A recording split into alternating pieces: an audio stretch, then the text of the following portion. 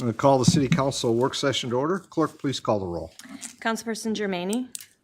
Here. Felder. Here. Hayter. Here. Steelgrave. Here. Vining. Excused. Mayor Clark. Present. So we have our work session today, and first item is public comment. Any comment from those present here this evening?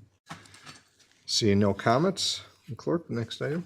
The next item would be the work session agenda items. Manager Robinson, I see we are for our proposed agenda and discussion earlier was we have items here. The first one. Yes, sir. Lots of copies of this, and I've updated you every single time somebody gave me information that wanted to update it. This is the latest and greatest. It's the same thing I sent to you in your last email. But it's our goals and objectives, and we have worked hard, and I think as a team with you, where it all started out on our March or February 24th work session with our facilitator from the Michigan Municipal League. And I think that from all the items that she collected during those things, we used those, myself and our directors. We sat down, we looked at every sticky note, every index card, and all the things that we created. And we came up with these goals and objectives, which is goal 1 through 5. And at the same time, we were also working on a mission statement, vision statement, and core values. Well, recognizing that these goals and objectives are finite in the sense that these are the goals and objectives for the next 2 years, but something like a mission statement, vision statement, and core values is something that could carry forward much longer than that. So I think that we want to take a little time to put a little more thought process into those. And the mission statement is pretty simple. It's a short, concise sentence. But then when you go to the vision statement, you know, when I was researching vision statements, there was a lot of vision statements that were one sentence as well. And a lot of those were businesses and companies and corporate entities. But then when I was researching municipal vision statements, there was a lot more of bullet points, exact, kind of like what I had sent you previously. But later on this week, I'm going to send you examples of both, and I'll be looking for your feedback on, would you like it to be a concise statement, or would you like something a little more to where there's bullet points, etc.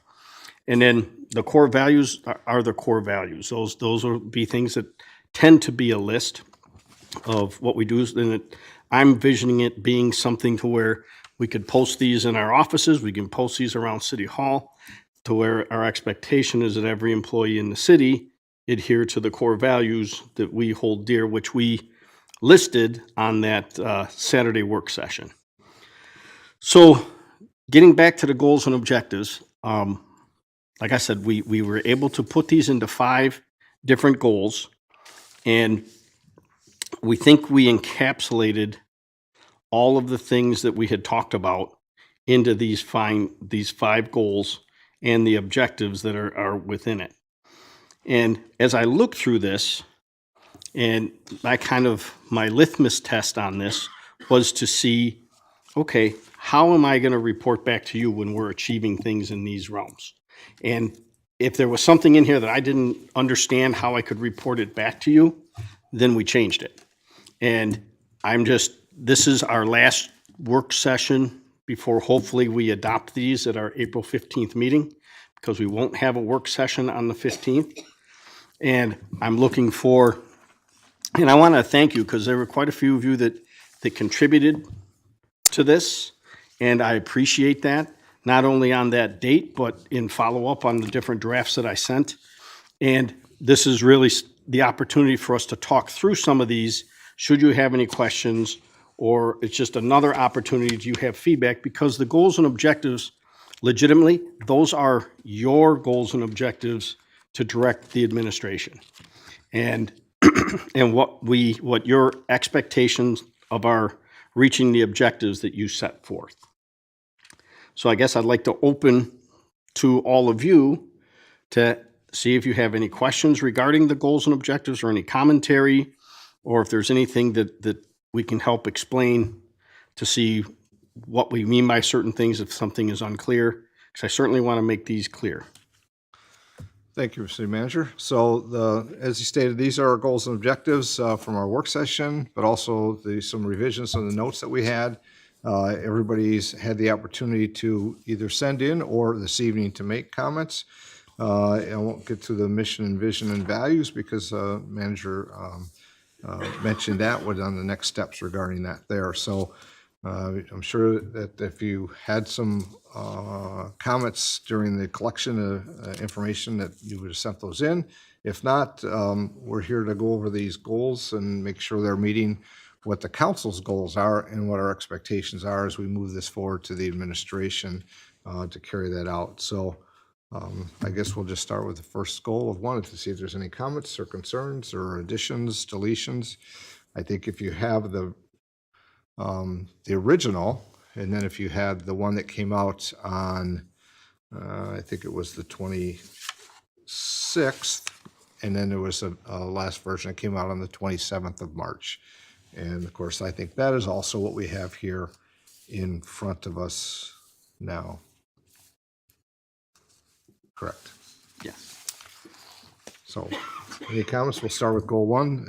It's create an environment to facilitate diversified economic development.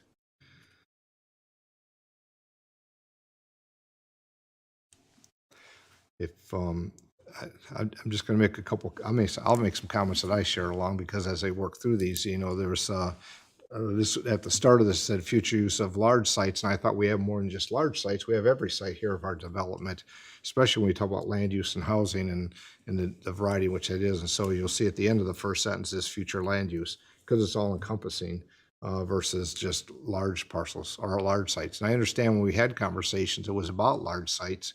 But then I thought, well, where's the rest of the sites that we're going to be looking at, and how do we make sure that we expand for those development sites as well? Individual from number one. I mean, our housing presentation, I recall there was one site that was one house or one segment, and then it went from there to 10 to 100. So all the site sizes, I think, matter. So that was about the only thing that I think that I might have adjusted on the goal.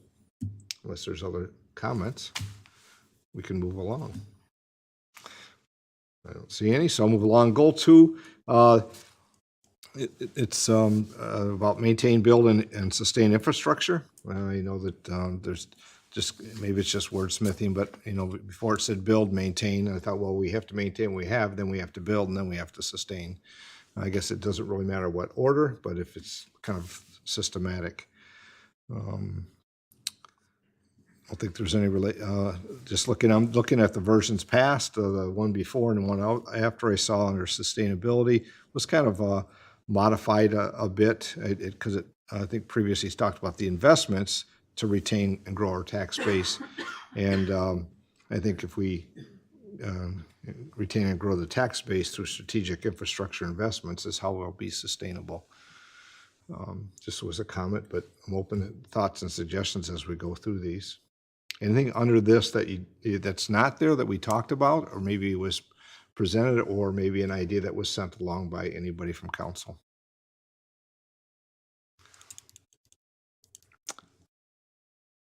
Two for two.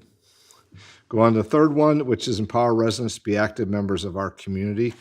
I don't know that there's that much that was changed from those. The belonging it had for all to thrive, but I think it's is it what's before today is cultivate a welcoming and inclusive environment. I think that is states for all. I mean, all to thrive. I think we all want everybody to thrive, no question. But then we have to define what thriving is based off of different discussions. So I think this simplified it. One thing that was added, if you have the last one and this one, was about technology. I think we've talked a lot about technology. I'm not sure we got too much in depth with that on that Saturday, but I think the council's actions in the past year and plus, I just, a variety where the IT and technology, GIS is being a platform in everything we do, from public safety to, the clerk's office. We've talked about how to put some of that into the how we're tracking things. I think the Woodland Cemetery was a great intern project. We talked about that. And I think how we do those things and all of what we do are probably important, that we're integrating that into both our internal and external, because I think the external benefit of this is the residents being able to go and find their access there. Not that we don't want phone calls, we do, but if there's things that they can find, because they know technology, and that many would prefer to do that. So I think both internal and external is important in that aspect. So that was one that was kind of added along, but I'll take any Andrew? Yes, on shared ownership, in parentheses, we have meet people where they are. If we could instead remove the parentheses and add "and meet people where they are," or say "by meeting people where they are," I would prefer that. So engage with community members through various platforms to encourage collaboration and co-creation. And then your By meeting people where they are.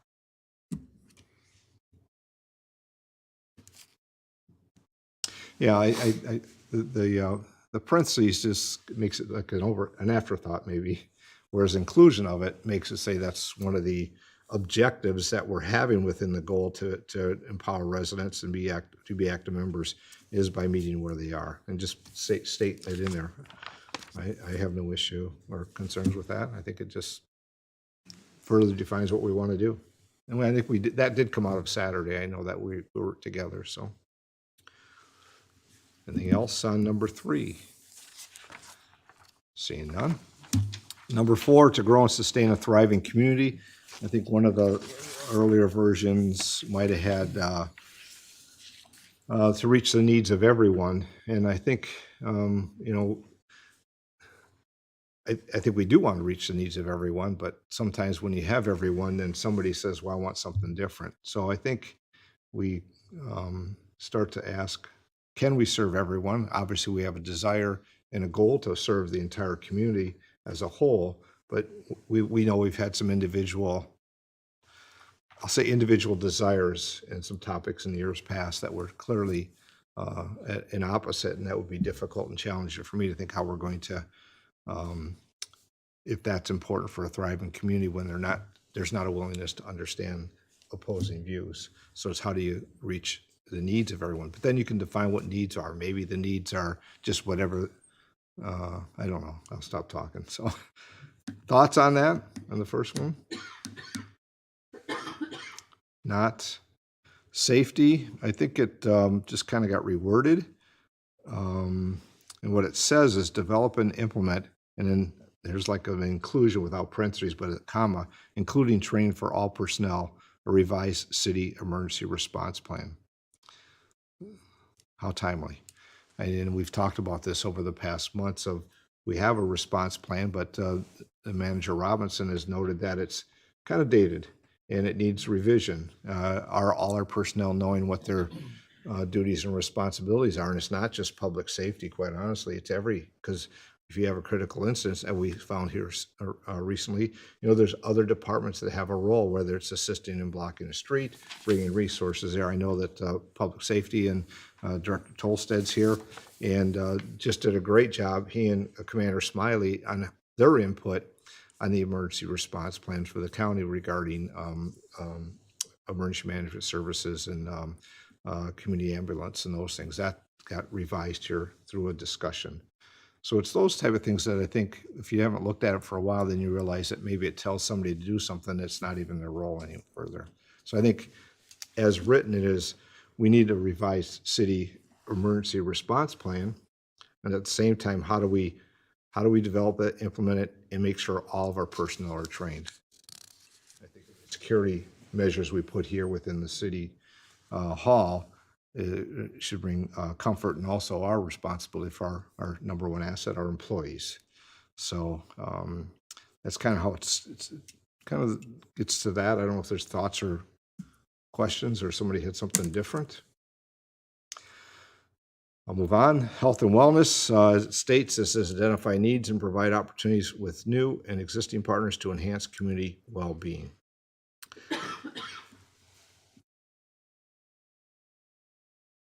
Thoughts? I think there's much to be discussed about our community well-being and how we can enhance that, whether it be through the health and wellness, conditions of living, condition of a health issue, partnering with the organizations that are present, whether it be at county or local levels, from everything. I'm just asking questions. I don't see any other thoughts. I'll move along. All right, I'll just keep I think going we did along. good. But raise your hands, please. Parks, recreation, and natural environment. I don't think that's changed since we first wrote that.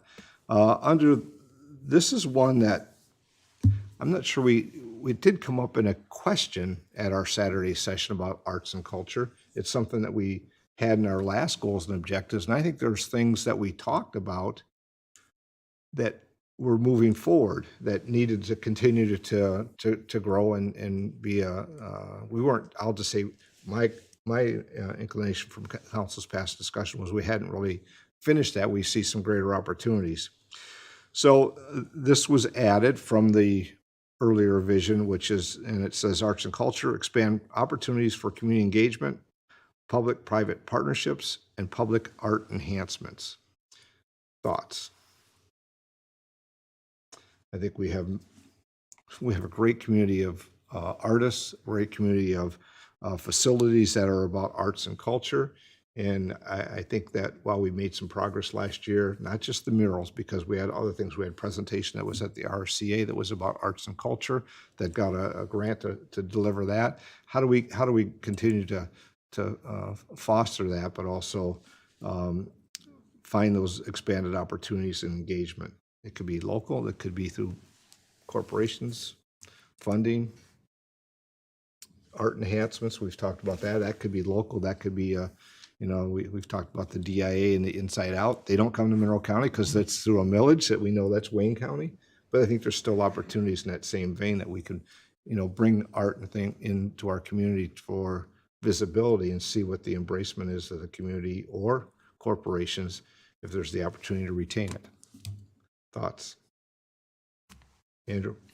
I would agree with a lot of what you just said. I think that the public art policy that we recently passed, the discussion that led up to that really showed that the discussion warranted being divided and deal with the mural policy first off and get that through so that people can get out there and started to be able to do that again. And then we have this other batch of policy that we need to leave for a later date, like allowing for street musicians to perform and other things like that, but expanding opportunities. And really what I saw is a sort of an overarching theme throughout the goals was the spirit of partnership that was integrated in the theme. And it wasn't always necessarily the city itself doing these things, but the city creating an environment to help facilitate other community partners to be successful. And I think that that's really important. And I especially like where we reach out to the community. We find the things that are important to them instead of trying to take, our projects and sell it to the community. But what is the desire for the community moving forward? And then try and reflect that with the policies that we make. And so I love the spirit of partnership and the facilitation of success of external entities. I think that really is going to serve us well in the future, and I think that positions us to be a force multiplier within the community as well for the investments that we're making and the framework that we're setting and the environment that we're building to allow for this sort of stuff to happen. But I agree. I think that we've talked about it here through this council, and it got the end, and we're like, well, it's not here, but we know that we've talked about it in the past, or how far we've gotten. So I see that as an addition there. I think two words that Andrew, you said that I don't know how we if it's even worth writing again or expanding on what's written there, but the environment and facilitation I think are important words to think about. I'm not sure how it would be written, but just a thought, because we're not, it's on our work session. They'll come back to us, because I think many times we get that inquiry. Well, what's the city doing with this festival? Why is the city going to manage this one? What happened to that? Isn't the city going to do that again? Well, we didn't do it to begin with, but we had the environment and facilitation for those that came forward with an idea about presenting. So I just make a note of that to the city manager, that those two words, maybe one of them, doesn't have to be both, but I think I know what Andrew's saying. I think what we talk about is how do we make the environment here for art and culture to thrive? How do we also help facilitate that? Because when we have those events or activities, the city is usually a partner in their relationship of helping facilitate it through potentially in-kind services as well. So just a thought. I think that think about those two words. Any other thoughts on this one? Yes, Michelle? I think the city can be a catalyst for the arts and culture. Maybe we're not necessarily doing it, but we are the catalyst that helps bring it Okay. to our grounds, wherever we have it. All right. We'll send those three words back to the manager, maybe, with the thought and spirit of what's written, but how we might, those words may be included. I don't want to add words, just add words, but I think we want to make them action words because that's what we're saying we're going to do. Or we as a council are setting as a goal and an objectives, and we're asking the administration and to help be the catalyst, facilitate, and the environment in this particular topic. So other comments on that? All right, the next goal 5 says, as it states, it says develop a culture of organizational excellence. If you look at if you don't have it, it was a little bit longer before, and I think that's what we're looking for: organizational excellence. The other got into more of in the way of how you're going to do that was probably more about the objectives, which continued in which employers deliver extraordinary level of service to our citizens and professionally thrive. There's no doubt we want that, but if we talk about a goal, we want this organizational excellence. I think that these that are written here, it talks about the recruitment and retention, professional development, operational efficiencies, and workplace culture. And I don't know if there's any thoughts on the 4 that are already written there.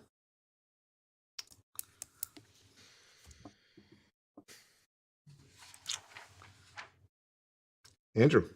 Yes, sir. Thank you. Regarding operational efficiencies, I understand that this once again calls into service the integration of technology and the utilization therein. I know in speaking with the directors and speaking with staff and speaking with the city manager, Laserfiche and the other forms of data acquisition and storage that we're now utilizing have really served us well in giving us a fuller picture of the operations of the city and being able to benchmark and keep metrics on what all is going on. I've heard that continuously.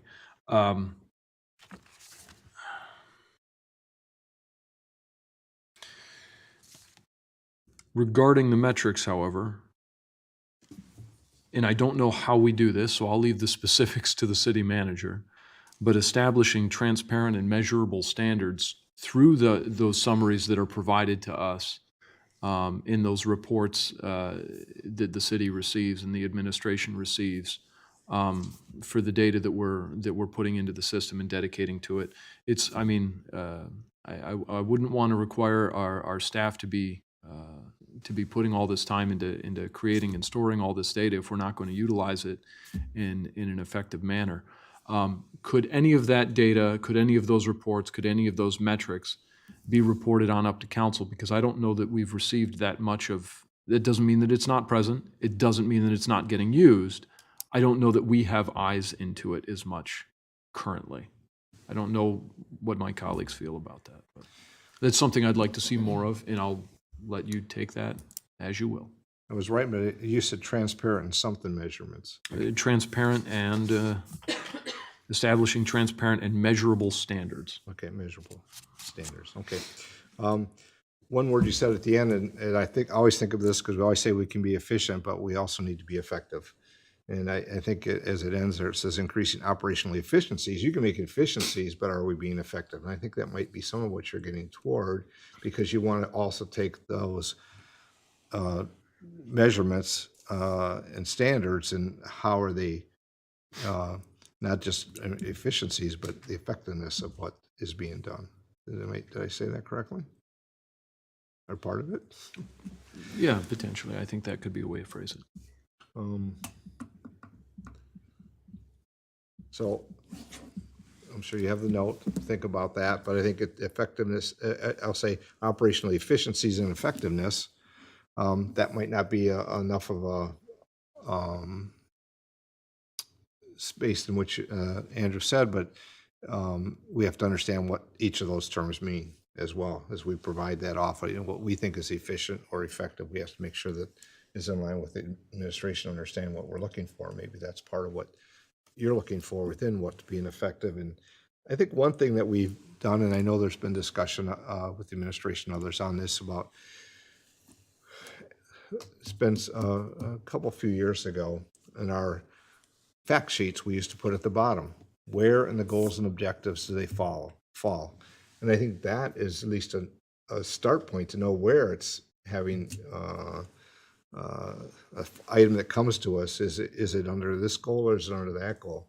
And that might be something that we continue to request from the administration to put that as well. I know that staff is aware that they used to write that, and maybe that has some purpose. I liked reading it because if it was infrastructure, well, that'd be easy because it's probably going to be under infrastructure, but it doesn't mean it doesn't fall underneath an infrastructure project makes the community more thriving. It could be more than one place. So we used to put it at the bottom, if you recall, and say what goal or objective that action item that we are voting on, where it fell within our goals and objectives. Understanding things come forward that aren't written there because you can't sometimes plan for everything. But I don't know, just a thought. You have the information, right? From the Yes, conversation. and we're already working on that, and actually tying our minute track things into that. Once these get approved, we'd like our items to reflect back to a goal and an objective. But in working with technology, I'm trying to also make that queryable to where if I wanted to if I wanted to do something, it takes somebody smarter than me to figure that out. But to be able to query it, say, okay, in minute track, if it's possible, whatever, what items that we put in there that relate to goal 4, that I could pop that out and say, okay, these are all the things we've done for goal 4. And, and those things, which makes it easier to report out to you on the quarterly or biannual basis on where we're at with meeting our goals and objectives. Andrew, do you have a follow-up? It wouldn't necessarily, and I know we've gone back and forth on trying to tie operations to the goals and objectives, and frankly, I didn't want to corrupt the operations with council's goals and objectives too much. I mean, the departments in some sense should be separated from what at the end of the day is going to be a political statement that we're making to the community of this is what is important to us, this is what we value. And if by electing us you agree with this stuff, great. And if not, then you need to find someone else to do the job because this is what we're saying that we value. In part, operations needs to be segregated from that to some extent to save itself. There are some operations of the city, like having clean drinking water, that isn't necessarily going to be found in a particular goal. That doesn't mean that it's still not a critical function, and that doesn't mean that we need to come back and have maintain the infrastructure at the wastewater facility.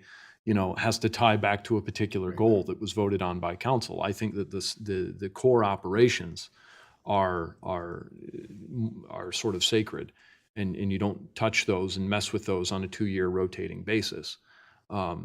This, I think, is more of a temporary benchmark of some of the policy objectives that we have for just the next couple of years. Like you said, we're separating the vision of the city, which is meant to be a longer term document as well, from the goals and objectives for the very same reason, that it's not a temporary document or a temporary statement of values and objectives. that it's something that is intentioned to be longer term than that, and is supposed to be more broadly applicable than that.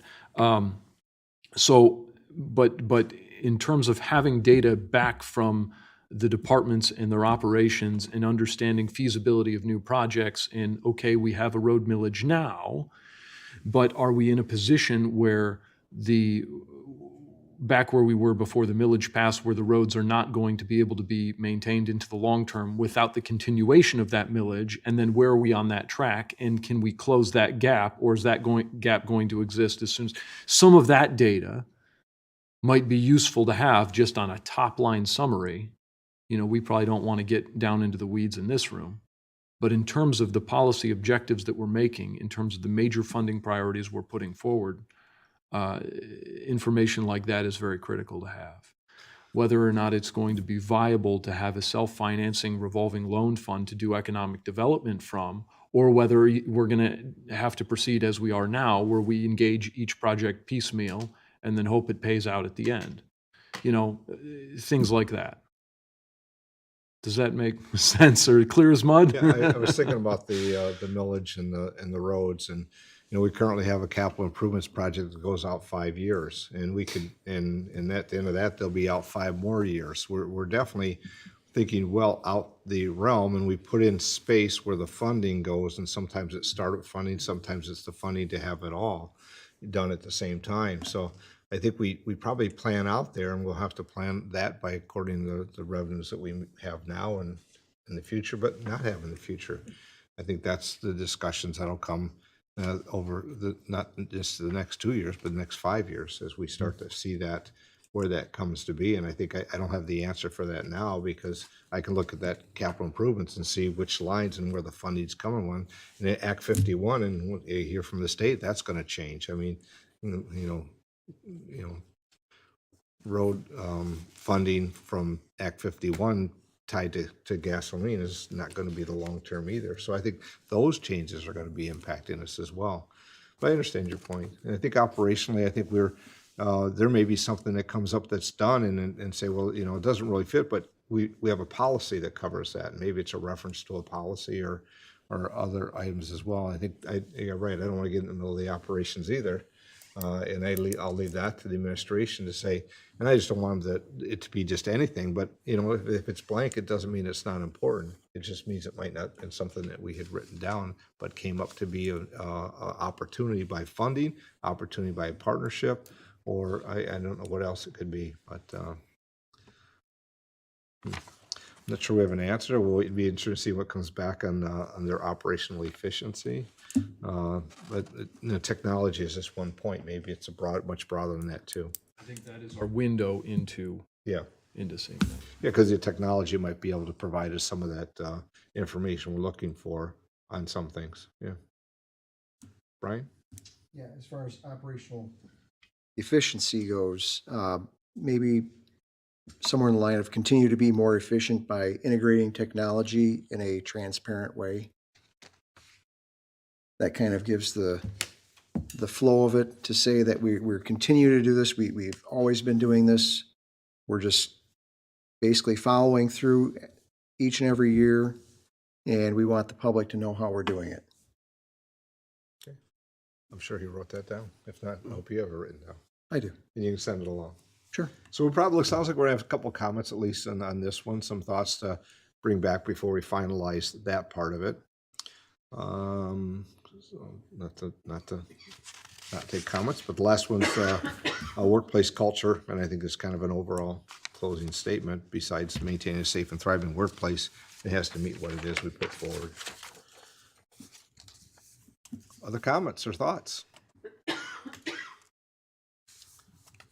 Manager Robinson, thoughts or comments for us? No, I think that this has been a helpful review for me, as I see that there's a few things I can edit to make it an even more perfect document.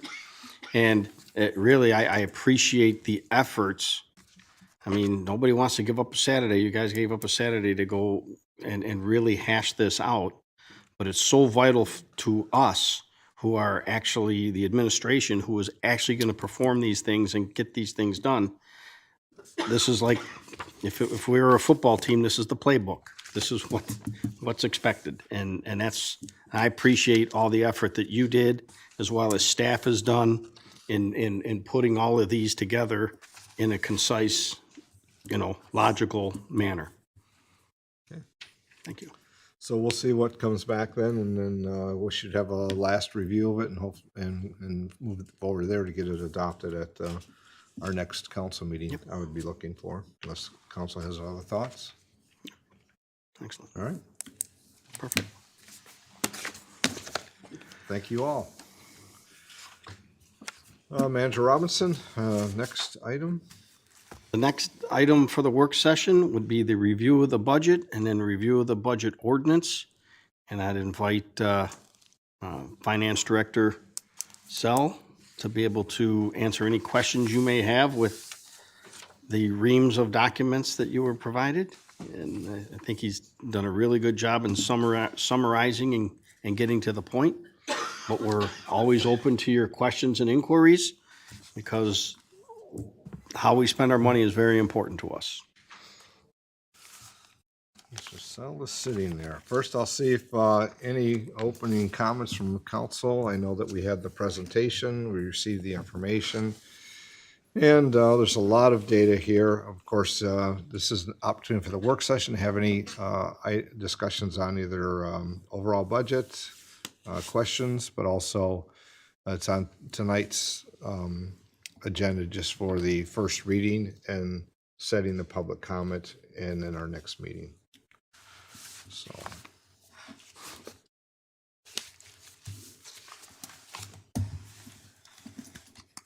Budget questions or concerns? Mr. Sell steps. I think we're primarily here to see what questions you have, but as you said, the budget ordinance is on the agenda tonight for its first reading and to schedule the public hearing and second reading and hopeful adoption for the April 15th meeting.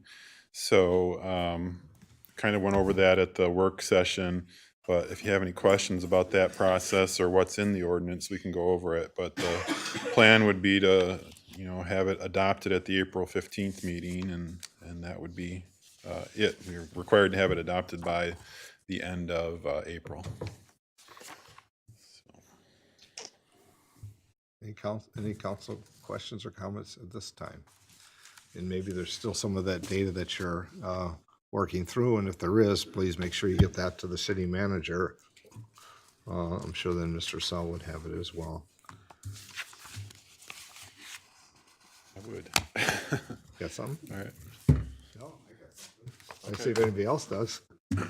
I'll wait then. Okay, please, just, and not to belabor it, I just, a couple items, because there's so much here, and I just tried to read through the, each of the items, and a couple that I think we've had some conversation on. I know it's not decided as a finalized, and I know Manager Robinson has brought up, Mr. Shaw, I think you had conversation as well. So in the budget, and I know that we're still finalizing some decisions as a council regarding the opioid settlement funds. And as I looked at it, I can see what the revenues are projected as. We don't know beyond this at this point. Is that correct? Well, I mean, the way the budget is set up, there's nothing budgeted to be spent at this Right. point. We're just budgeting to receive the funds, and when we come up with a plan, we'll amend the budget to meet whatever that spending plan ends up being. So right now, there is no expenditure budget set for it, where I think we've received about $100,000 so far, but we haven't spent any of it. It's earning an investment return, so it's growing a little bit, but so far we don't have a plan to spend it. Yeah, I think the balance says about 96, and I think next year 114 is where it might level off at. We don't know after that, because we are still having decisions council have to be made, not for this agenda today.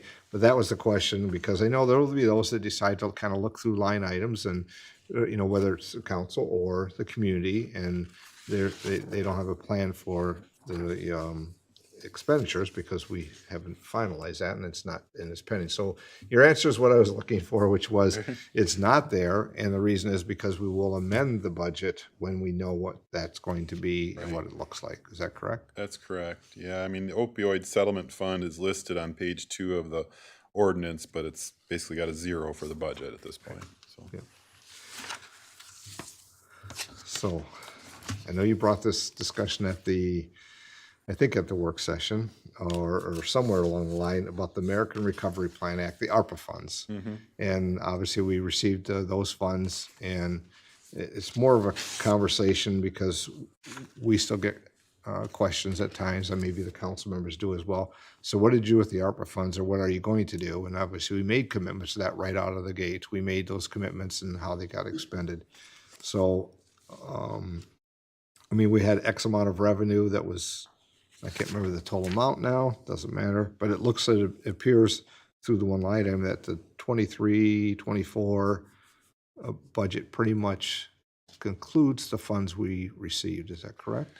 There's a little bit, Close. there's a little bit left. Yeah, I guess it depends on whether they won't all be spent, because, you know, part of what we did with the funding was to fund the Right. police and fire premium pay with those funds, and those go out, I think the last payment on that is in 25, I believe, 2025. So that, if the St. Mary's project is complete, would be the last time we spend any of the ARPA funds. But, you know, I guess it depends where the St. Mary's project comes in. We had some contingency built in there. If for some reason it didn't spend all those funds, then we would have some funds to spend on some other things. But we need to know that quick, because we have to obligate those funds by the end of this year. So we'll see where we're at when we get closer to the end of that. So it does extend out to the 2025, 26. And I think it's just what you said, is that's what it was planned. We'll see what it comes in with the project that was done. But the council, and for reasons obviously to move forward projects and to be able to bid them quicker and to have some more, or I'll say flexibility with how we went about to make sure we got the projects done, I think the route was one of the options that was given when the ARPA funds was received, that it could go in the fashion in which we did, correct? Yeah, I mean, we did it in the most efficient way possible to actually spend the funds. And because when you spend federal funds, there's a lot of onerous purchasing procedures that go along with them. So we wanted to try to not have to do those if we had the opportunity. So we did spend about, I mean, if you looked at our official paperwork, we spent probably $4.8 million just on police and fire wages and overtime. But we then took that money that we had budgeted for police and fire wages and overtime, and we did the Carnes Park project, and we did a number of other park projects. And I forget where all the money went. I think we did it. I shouldn't say. I don't remember where it all went at this point, but projects like that is where all that money went to, really, instead of just, it didn't really fund police and fire, but that was a way for us to spend the money more efficiently. I was looking for something while you were speaking without. I have one more item, but I'll see if council members have any questions or comments on the budget. So the last one I had, because the finance has been very, very engaged, as well as the staff has, and with the Downtown Development Authority because of their balance fund and also the budget. And I finally figured it out. So I think that'll make staff happy, because I ask questions now and then. And just this is for council's awareness as well. Of course, the DDA knows because they have a project that's ongoing and it has expenditures to it. And of course, Councilwoman Stilgrave also serves on the DDA. So I'll just say reserve funds. It's funds they had built up that hadn't been spent, and by the statute, you're required to spend them. So they did take a development project on. And as I went through your sheets because Mr. Sell also provides sheets for the DDA to keep track, as well as the internal tracking that the DDA does. So the revenues are the same, and the expenditures, I say the fund balance is the same. And as you get into the projection, I got to find the right sheet here, on the 2020, I got to have it in front of me. The 2024 and 5 and then 6 shows where the revenue, this is part of this, let me say it this way, part of this budget proposal addresses the DDA's needs for the 2023-4 budget amendment and looking forward into the 2024-25 budget revenues available for the projects they're doing. Did I say that correctly? Yeah, I think so. Not a lot of detail in your report that I gave you. I mean, but yeah, there's, it does take into account, I mean, when I've talked to other staff members about what's going on there, the project with the building is kind of split between the end of this fiscal year and into next fiscal year. So some of that money, about half and half, is the way it's split right now. So, it kind of made an estimate there of how much is going to be spent in 1 year, and there probably will have to be an amendment at some point in time to square that up. If more gets spent in this year than in next year, then we will want to move some of that money forward, or vice versa, move it backward. So yeah, those types of things are in there, and I think we're in good shape with that budget. It does, like I think it's mentioned in the budget presentation, that the way it's budgeted right now, they would still have about 185,000 in fund balance left. Correct. That's what I have too. That's what it says. But I bring that for council's awareness because, the DDA submits their budget to us and we approve that. At the same time, if they want to do an amendment, it has to come to city council.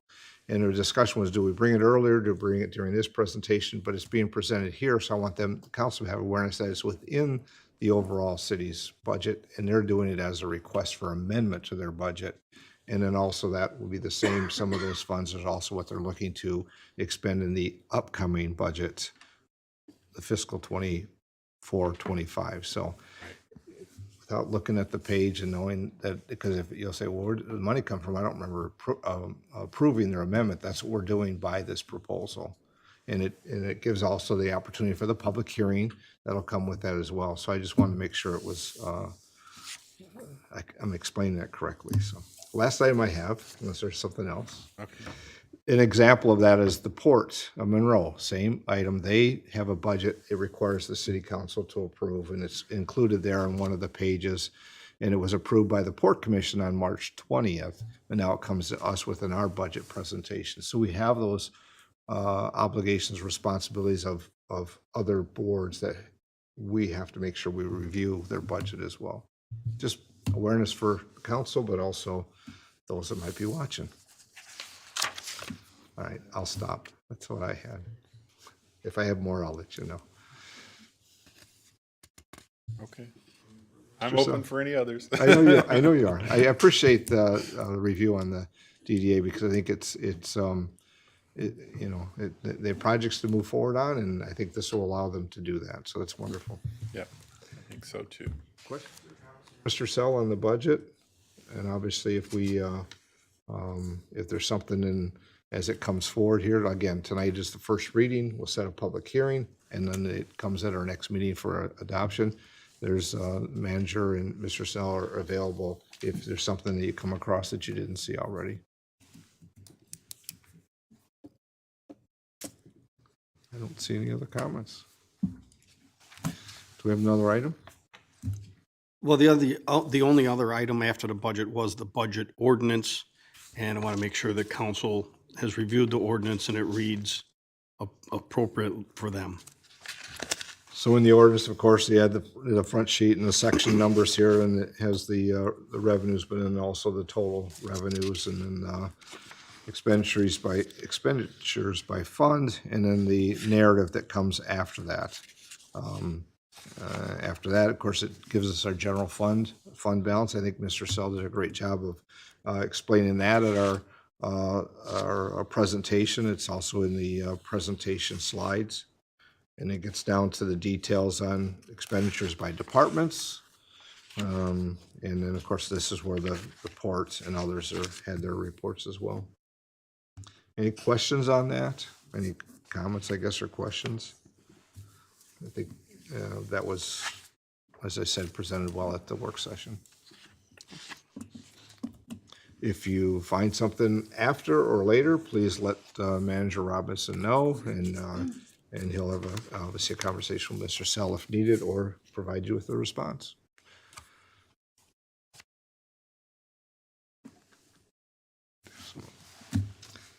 Other comments? There's nothing else on the agenda for the work session. Mr. Robinson, do you have anything further or any other questions?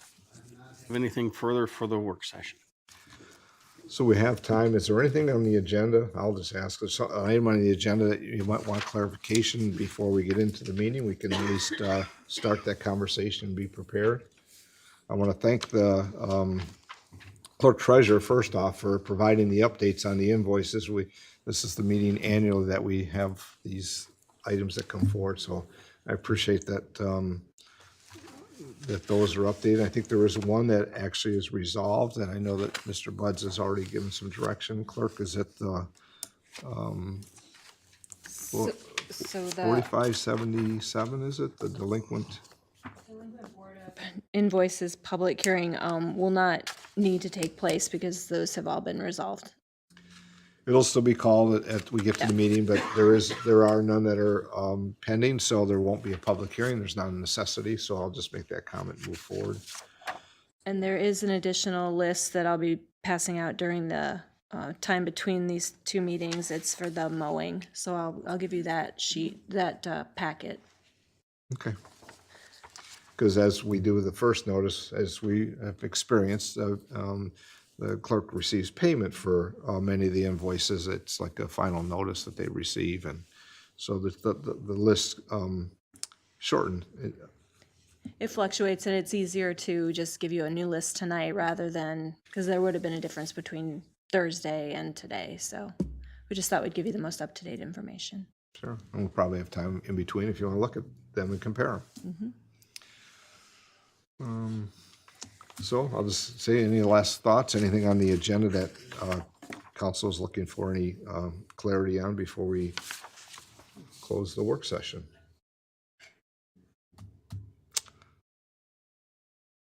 Seeing none this time. I'll close the work session and we'll come back at 7:30. Thank you.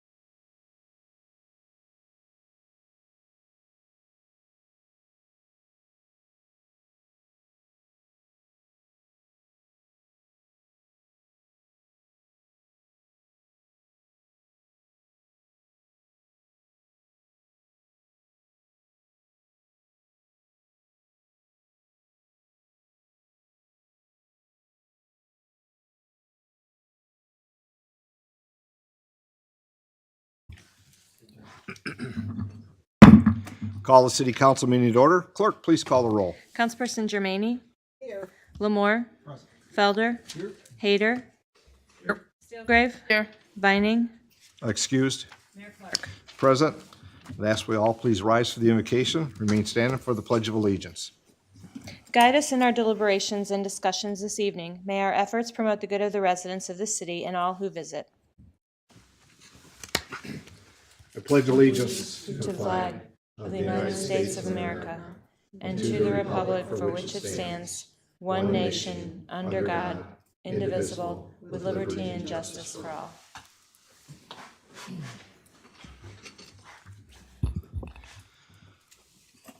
Clerk, first item, please. The first item on tonight's agenda is the approval of the regular agenda. City Manager Robinson, any adjustments to the agenda this evening? I have no adjustments to our agenda tonight. Council? Seeing none, a motion to Councilman Lamore. Motion to approve the agenda as written. Motion by Councilman Lamore, supported by Councilwoman Stillgrave to approve the regular agenda. Clerk, please call the roll. Councilperson Germaine? Lamore? Yes. Felder? Hayter? Yes. Steelgrave? Yes. Mayor Clark? Yes. Clerk, next item, please. The next item is the consent agenda, and for approval of payments to vendors, the amount should read $1,893,697.00, 1,893,697.00. Thank you. Are there any items on the consent agenda that council members wish to have pulled for further discussion? Any items on the consent agenda council wishes to have pulled? Any items on the consent agenda those present here this evening wish to have pulled for further discussion?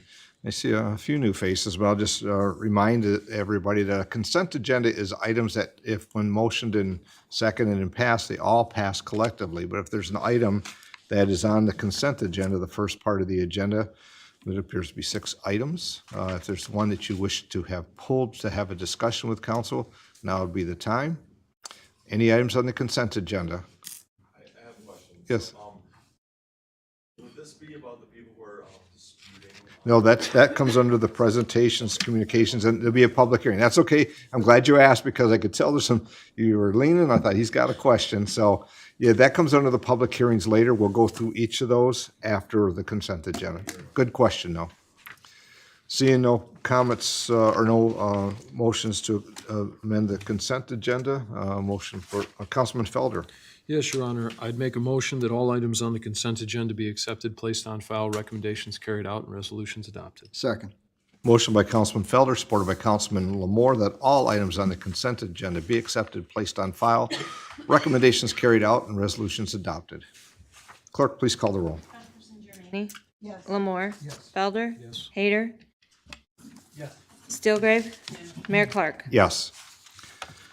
Clerk, next item, please. The next item is under presentations, communications, and public hearings. It's item 4577, delinquent board up invoices public hearing. There are no comments on file in the clerk treasurer's office, and it is my understanding that there is no updated list because everything has been resolved.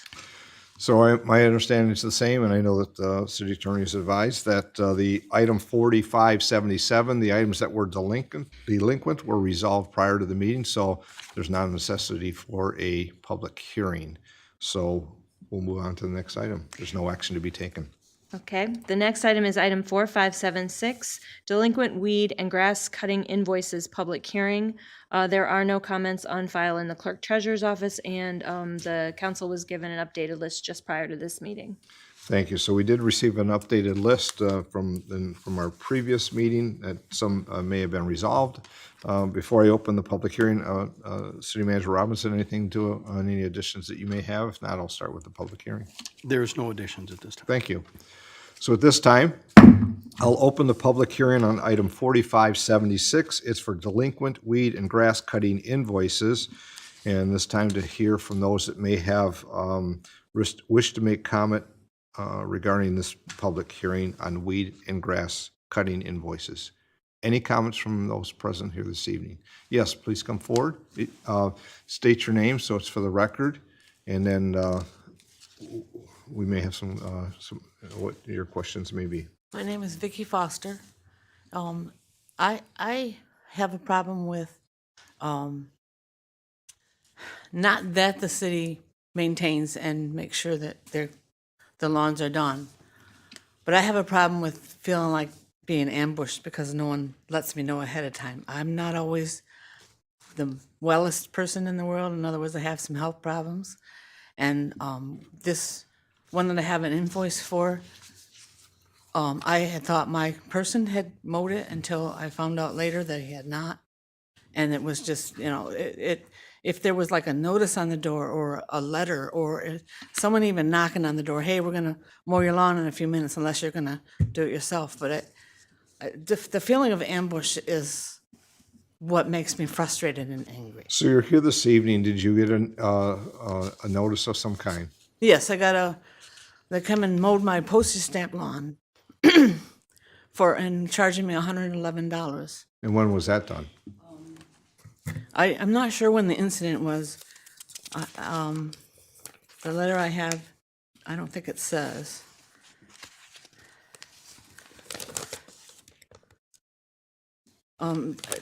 July 26, 2023. So you received a notice on July 26th of 2023. Did you contact the city? No. At that time? Or do you No, wait? I figured, you can't fight City Hall. I know it's a cliche, but Okay. I didn't know there would be this meeting here today. So you received another notice then about this meeting, is that? Yeah. How did you find out? On March 19th, I got a letter.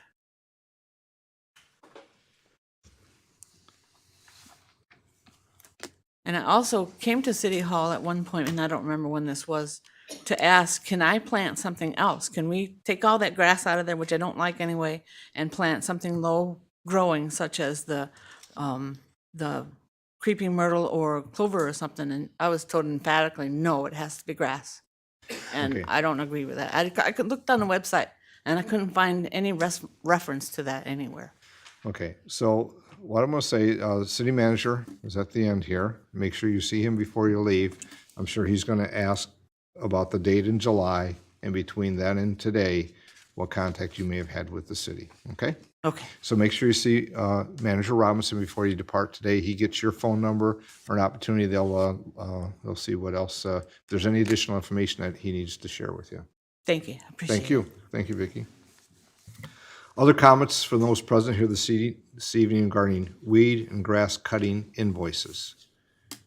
Any comments on weed and grass invoices? If not, I'll close the public hearing. Clerk, next item, please. It's item 4575, delinquent blight invoices, public hearing. There are no comments on file in the clerk treasurer's office, and you have an updated list. And City Manager, I'll assume that unless you say, I'll move along to the public hearings Yes, sir. on each of these. Thank you. So at this time, I'll open the public hearing on item 4575, delinquent blight invoices. Any comments from those present here this evening regarding blight invoices? Yes, sir. Step forward. Your name, please. Good evening, everyone. William Asper, A-S-P-E-R.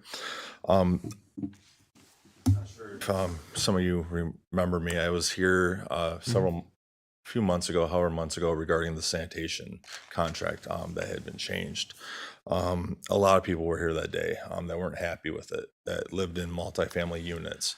And there was only one trash bin, one recycle bin for the whole building, 3 to 4 units. Mr. Asper, is there a blight? Oh, related yes, to sorry. this? I Thank you. was leading up to it, yes. Okay, public hearing about that. Correct. So I was charged for blight pickups for 3 properties of mine, 1017 4th, 801 East 4th, and 219 Elmira.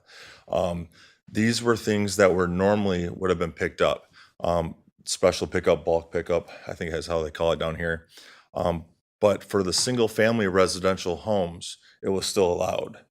For the multifamily residential homes, bulk pickup was no longer an option.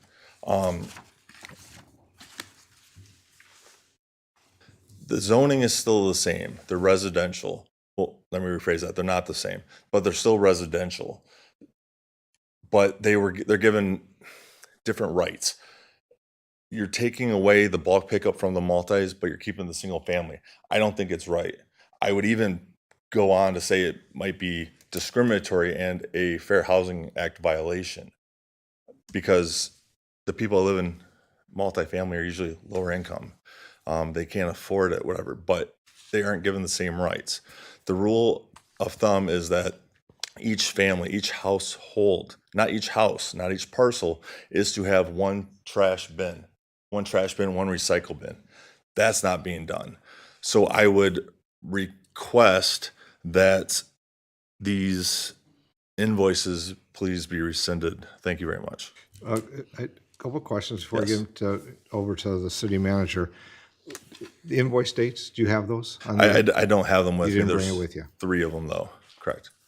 So was it, what time of year, do you recall? Was it summer, was it fall? I do not remember. I remember it was after the city had changed their sanitation contract. It was after that time.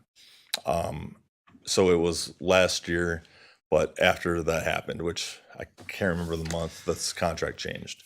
So did you come to City Hall when you received those notices, or just when you received the one that you got for, probably for this hearing? No. So what I did was I did call multiple times the sanitation company. A big problem I was having, because just like any other fines that, let me rephrase that, any other pickups or anything that the city might do, there must be due process. There must be that notice, which I believe this lady was don't talk to alluding her, to. talk to Oh, us. sorry. Which I believe the woman was alluding to. I had not received any notices, but I did receive these invoices for these pickups. But You get the invoices, and then you got the item about the public hearing today, correct? correct. Come today? Okay. So before you leave, see Mr. Robinson regarding those. I'm sure he'll want to see the invoice dates, or he can probably figure those out. And if I looked probably here, I could probably, well, we don't have the addresses on there. We simply have property numbers, so it's not an item that I can, without looking on it, I'll find. It doesn't appear to be under a name that's, if I'm looking at the right sheet here for blight. So please see Mr. Robinson, make sure he has your phone number before, and we'll hear back from him what happens. Thank you very much. Thank you. Other comments here this evening regarding blight notices for the public comment? Any further on blight notices? Seeing none, I'll close the public hearing. Clerk, next item, please.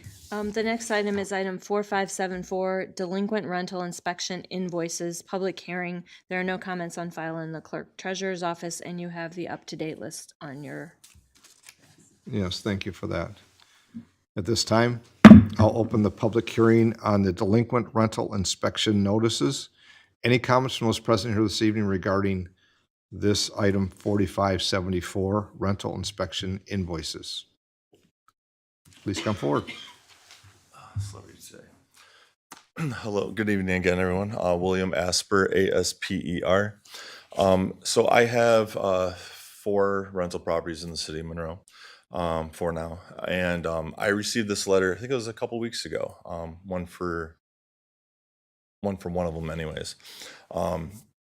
And this letter stated that, I mean, I knew it was coming up, I understand that, but the letter stated that if there was anything that was due, water bills, if there was a permit that wasn't closed out, if there was a few examples, it stated that this would have to be done first in order to schedule this rental certificate, this rental inspection.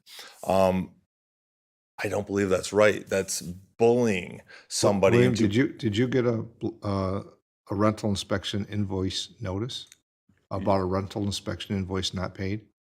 That I needed to have one coming up. So You didn't get an invoice that something was delinquent? no, Then this public hearing is about delinquent. I'm sorry. Okay. Other comments regarding the delinquent rental inspection invoices?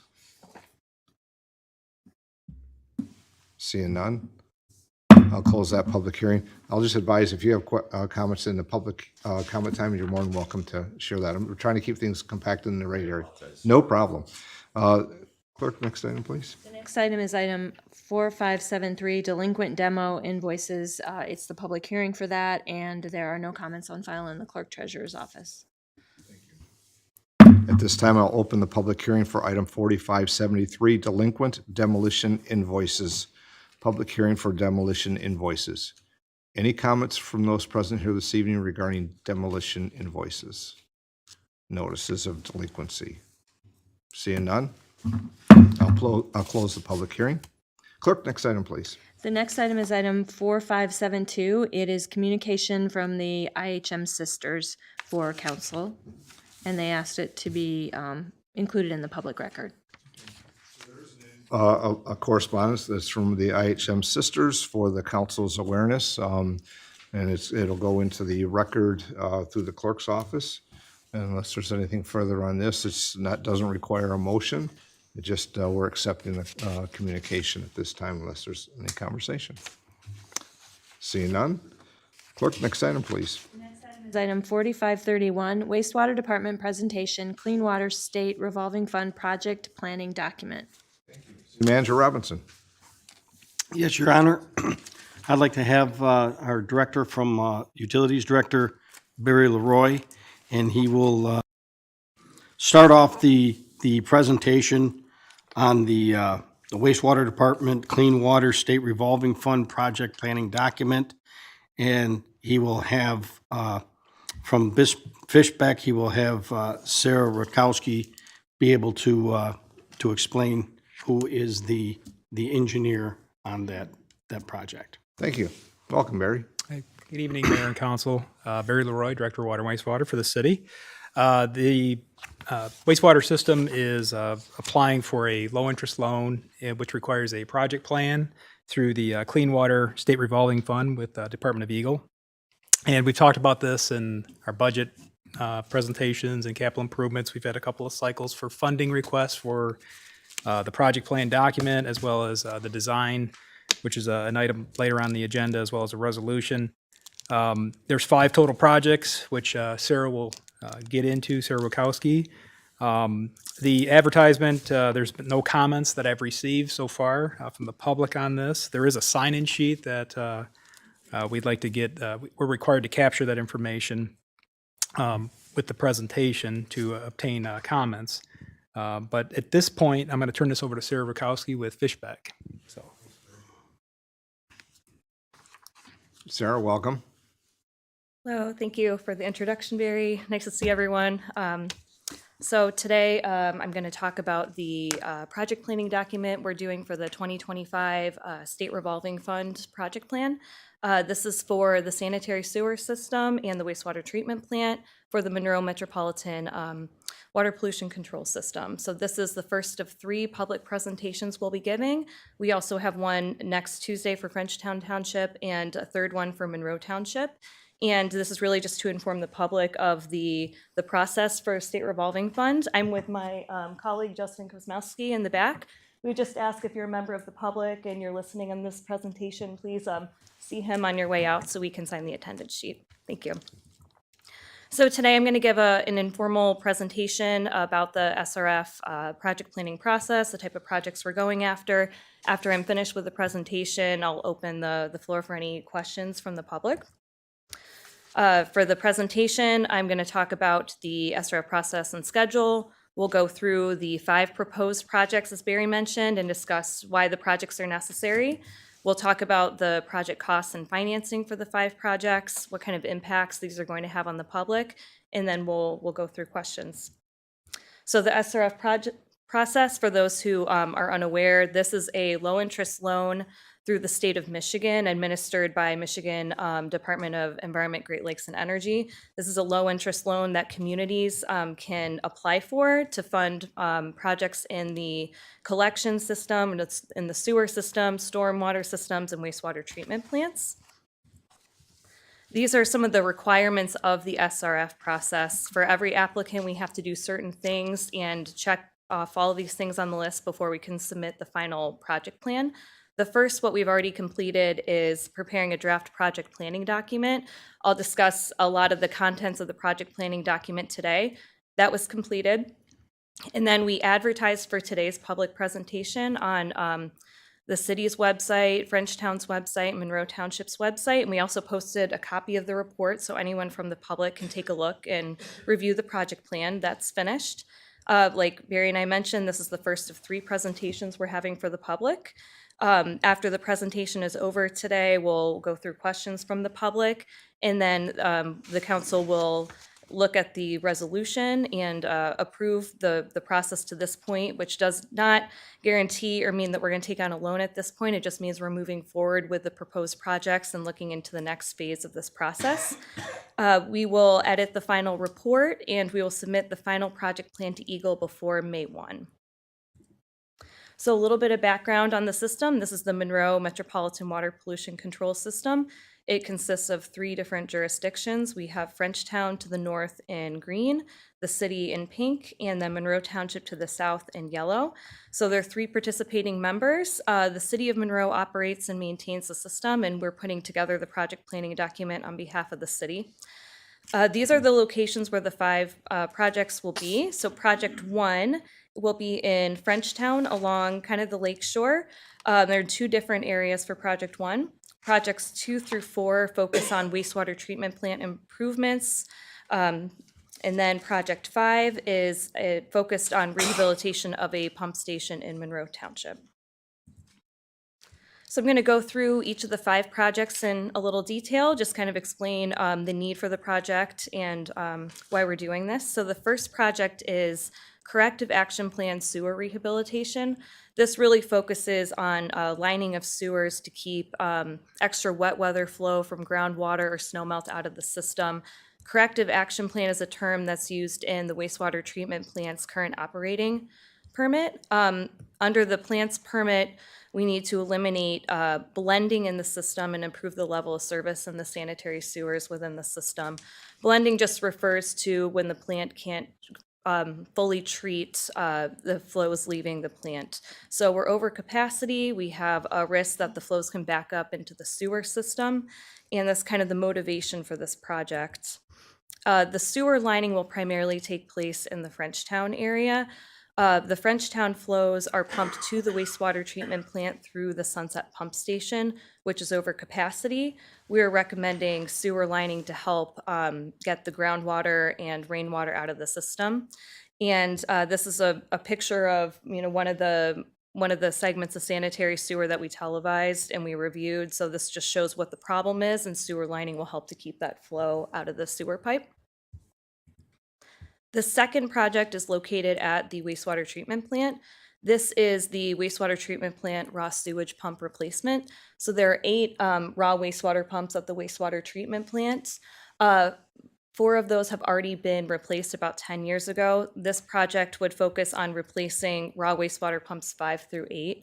One of the issues we're running into is that the original manufacturer of these pumps is no longer in business. So if anything happens with these pumps, if they're damaged, if a part needs to be replaced, it can be lengthy and costly to replace those pumps. So we're being proactive in replacing these pumps now because they're a critical asset for the wastewater treatment plant and could put the plant at risk of not being able to keep up with the flows coming to it. The third project is also at the wastewater treatment plant.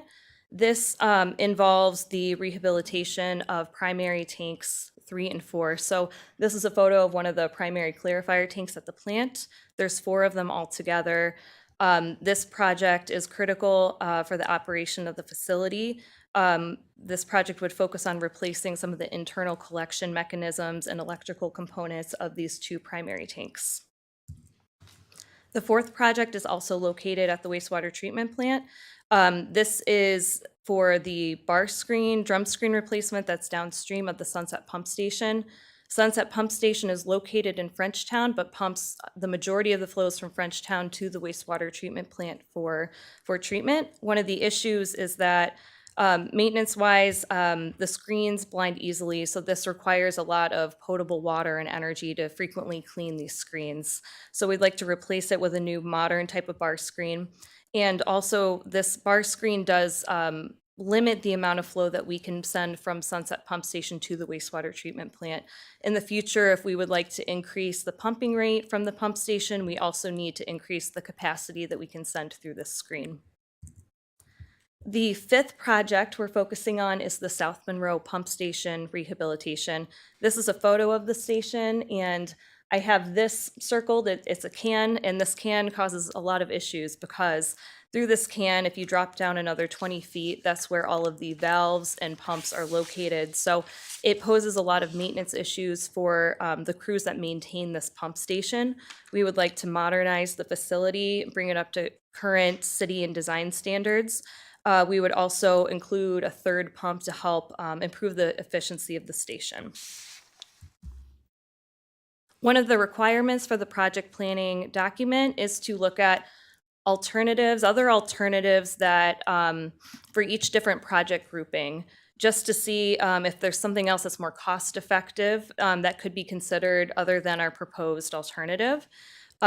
We also need to complete a cost analysis. This is called the 20-year present worth analysis. Basically, we're looking at the life cycle of each of the alternatives in the project plan.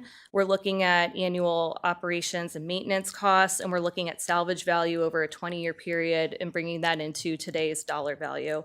Also in this alternatives review, there's more information about this in the project planning document. We're considering a lot of other factors for these projects too, regarding like environmental, operational impacts, impacts to the public, and those sorts of things.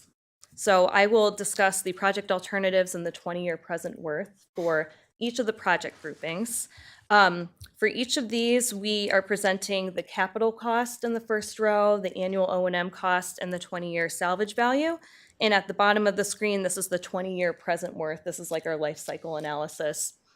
For project 1, we are focusing on sewer rehabilitation to reduce the amount of clear water getting into the sewers. We also looked at a couple different options to improve some of the issues around the Sunset Pump Station. Our second option here, instead of removing extra flow from the sewers, we looked into the potential of constructing a storage basin to hold extra wet weather flow in the system. We also looked at alternative 1-3, which was improving the capacity through Sunset Pump Station. As a part of that project, we also incorporated some of the drum screen improvements downstream. As you can see, alternative 1-1, which is our selected alternative, is the most cost effective. Alternative 1-2, which was the storage basin, was considerably more expensive. And alternative 1-3 was also more expensive, and we didn't know how that would impact some of the facilities downstream. So alternative 1-1 was our selected alternative for this option. The second project is the wastewater treatment plant raw sewage pump replacement. A few years ago, a study was completed on these pumps to examine the existing pumps at the station and look into other options for replacement. So we looked at a couple different pump styles. We looked at a horizontal dry pit submersible pump, a vertical dry pit submersible pump, and a horizontal closed coupled pumps. This alternative 2-3 is probably the most similar to what's at the plant already, but there was concern about alternative 2-3 because they would be located in a dry pit at the wastewater treatment plant that is susceptible to some flooding. So should a sump pump fail, these pumps could become damaged. So alternative 2-1 was not the lowest 20-year present worth, but it made the most sense. For project 3, this was the rehabilitation of primary tanks 3 and 4.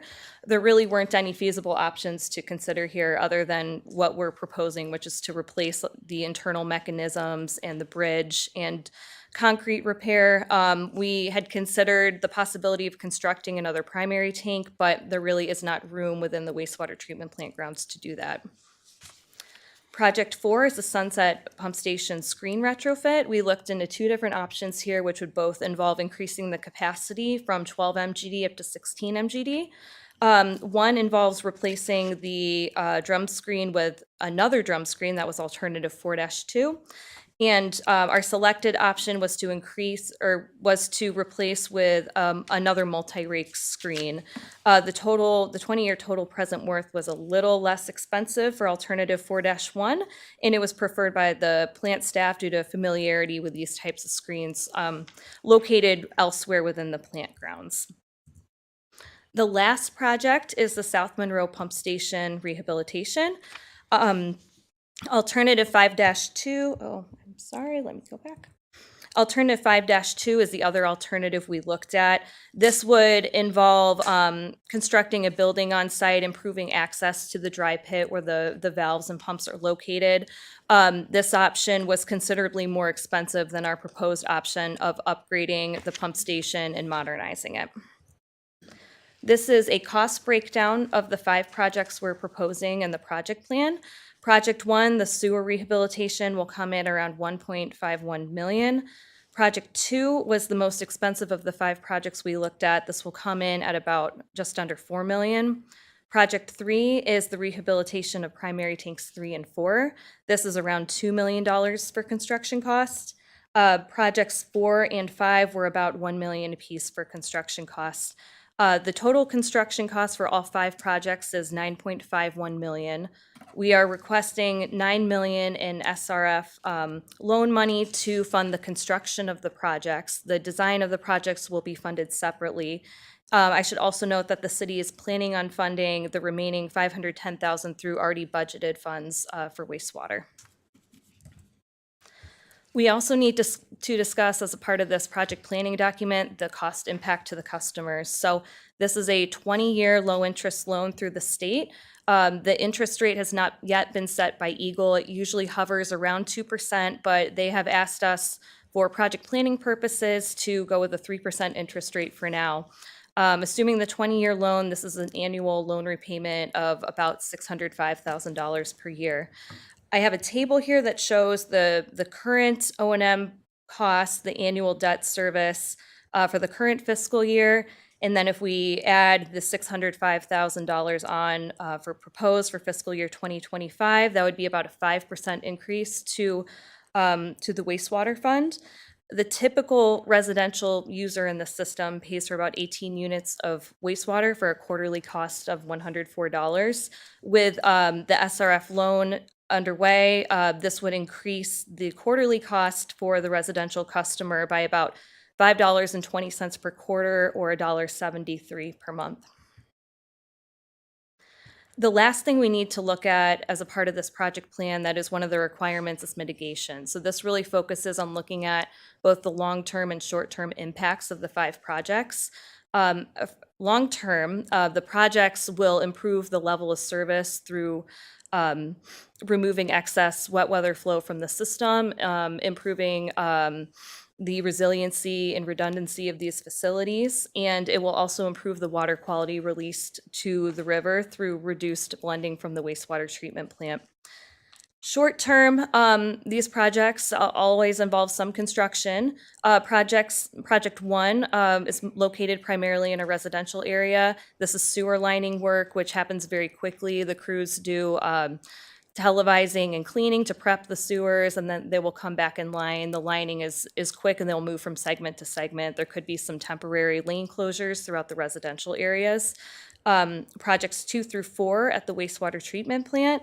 This is in an area of the system along an industrial corridor. It's unlikely that any of the work here would be, that it would impact the public in any way. This map on the left shows some of the proposed construction staging, which would all be within the wastewater treatment plant facility. And this middle photo here, this is Project 5. This is the rehabilitation of the South Monroe pump station. We are going to work out, or it will be worked out during the design, some of the staging for construction vehicles and whatnot. That's something the design will consider. There could be some temporary lane closures on South Dixie Highway. This is just temporary during the course of construction, and long-term would be restored back to normal. That concludes my presentation. I have contact information for Justin, myself, and Barry, and email addresses here. I would also like to note that if anyone from the public has questions, we are receiving emails through April 17th, which extends past the last public presentation for Monroe Township. So thank you for your time, and if anyone has questions, I would be happy to take them. Thank you, Sarah, and thank you, Justin, for being here. So there's a lot of detail, a lot of information in the presentation, but when we talk about water and we talk about wastewater, these are projects that are, I'll say, the best for the community, how we need to make sure we have the services to provide. Councilman Lamore, you have a question? Yeah, thank you, Your Honor. Where is the South Dixie location at, on South Dixie? I can send over the location if you'd like, or the address. I could follow up. Right by Ravenwood, thank you. Yeah. Okay, Thank you, Barry. Appreciate it. Thank you for the presentation. Other questions? Councilman Hayter. On the lining, how many miles of pipe would be relined estimated? That's a good question. I have it in the project planning document. I can follow up and let you know. Okay, thank you. Back, we can share again at the meeting here, sure. Other comments or questions? Councilman Feller? Yes. Hello. Hi. Thank you for the presentation. Thank you for listening. If you can direct us to alternative 4. Sure. The alternatives for project 4, actually.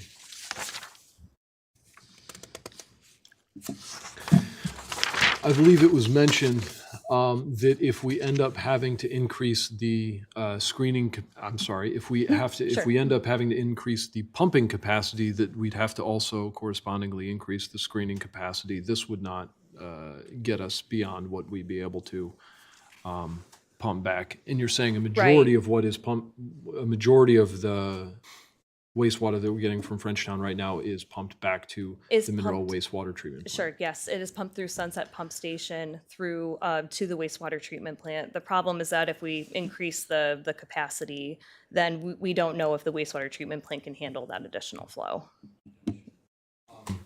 So not only is it a capacity of the screening and the pumping, but also the treatment plant's capacity itself. Sure, yes. And is that base load, or is that just for heavy rain incidents? This is for heavy rains. This is when rain and snow melts moves through the system. Yes.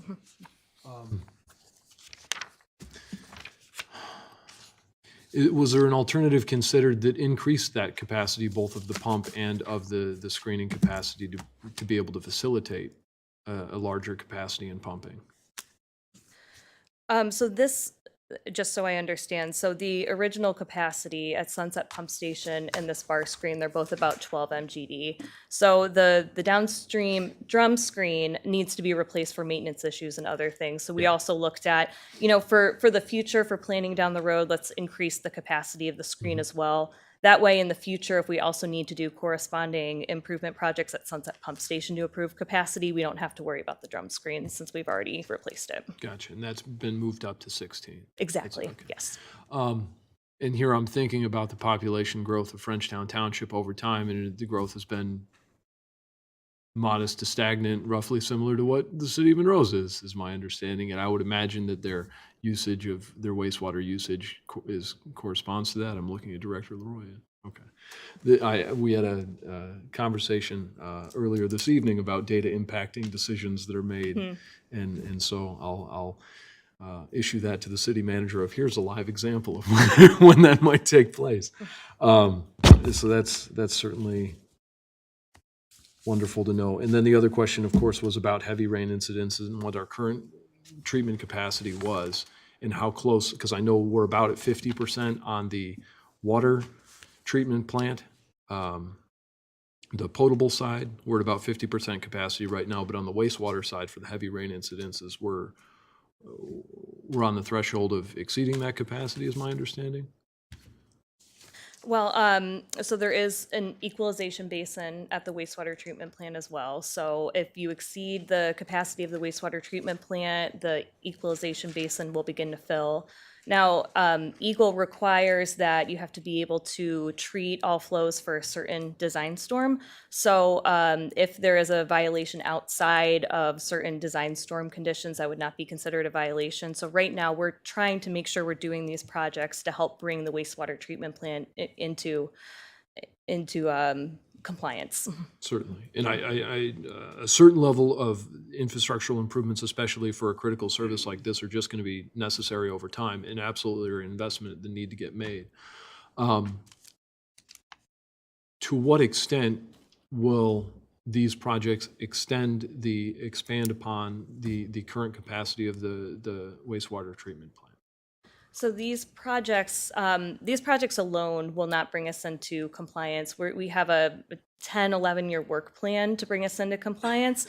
These projects will be consolidated to, they were 4 projects, they're going to be consolidated into 1 project. There's also other projects we have scheduled outside of the Frenchtown area within the city of Monroe to help bring the wastewater treatment plant into compliance. It's part of our 10-year work plan, which is the corrective action plan. The first of many steps of work that critically needs to get done. Yes. Thank you. Thank you. Very good. Other questions? So I think as council's aware, and for those here and watching, of course, the wastewater control board is a partnership, as was, I think, mentioned earlier with the city of Monroe, who was managed the operations, and our partners, of course, is Frenchtown Charter Township and Monroe Charter Township. But then there's also another person that sits within the board, and that's the drain commissioner. Because obviously, when we talk about these type of projects and impacts, it's important also that the drain commissioner's in the loop, and then if we have opportunities to get information that would be beneficial, we just had our meetings here a week or so ago, and had a couple of them before that, capital improvements, costs, and this presentation. But in this presentation, also as was said by Sarah, this is the first of three public presentations to make sure the public has awareness as well as what's being proposed going forward, because as was stated, these are critical infrastructure items that we make sure that we improve as we move along, and so just one of a long term of items that we'll continue to do. So, is there other comments or questions? Seeing none. Sarah, thank you so much. Thank you And so Barry, much. thank you. Appreciate it.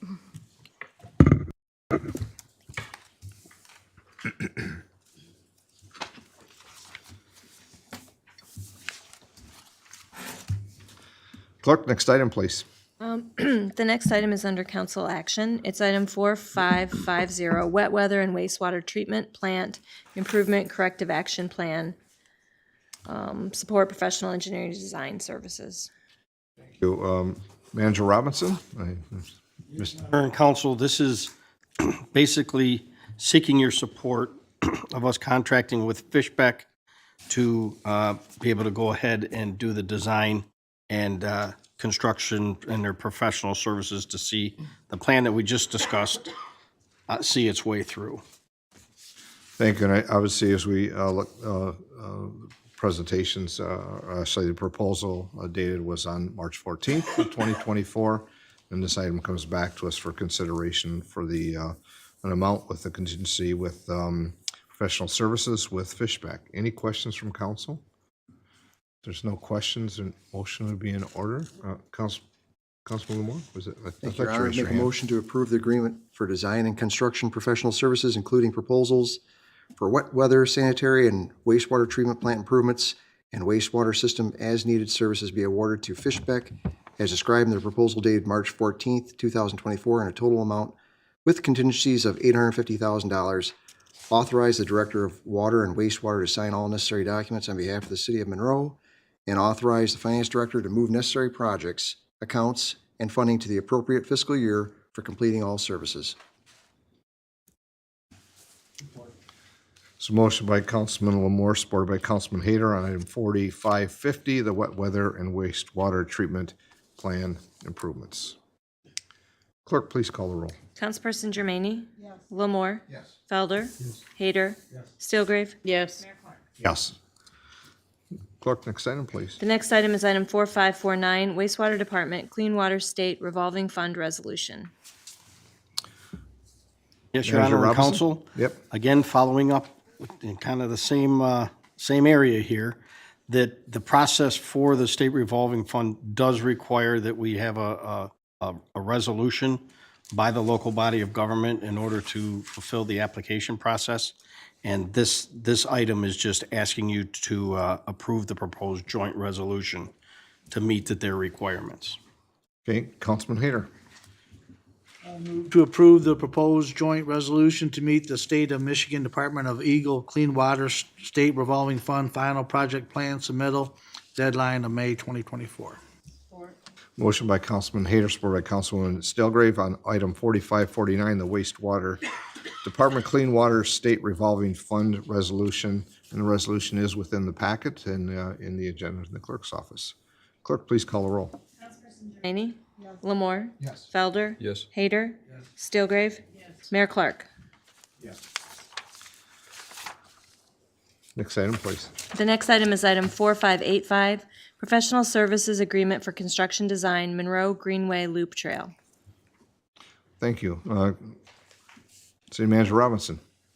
Yes, Your Honor. Again, we are looking for, as we go through and we start our dealing with our projects with the Greenway Loop Trail, we're asking that the council authorize the professional service agreement with Manick & Smith for the survey and construction design development of the Monroe Greenway Loop Trail project. Thank you. Any comments from council?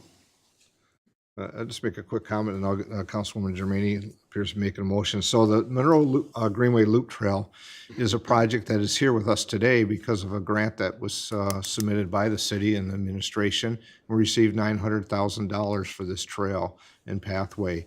And of course, to do that and implement those funds that we're receiving is you have to have the plan of what we're going to do, and you have to engineer that. At the same time, we had funding that was, thanks to the residents, when we talk about our street and trail millage, where the funds come from to meet the match. So it's items that take time down the road and then put in place. And at this point, we're looking to get this engineered, and the Spark grant that came from the DNR is how set this started. Councilwoman Germaini.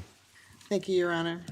Make a motion, move to authorize professional services agreement with Manick & Smith Group for the survey and construction design development of the Monroe Greenway Loop Trail project in the amount of $120,950, plus an additional 15% contingency in the amount of $18,142.50, for a total amount not to exceed $130,092.50, and authorize the Director of Economic and Community Development to execute the necessary agreements on behalf of the city. Second.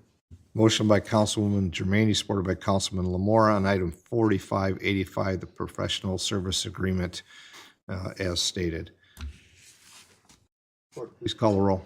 Councilperson Germaini? Yes. Lamore? Yes. Felder? Hader? Stilgrave? Mayor Clark? Yes.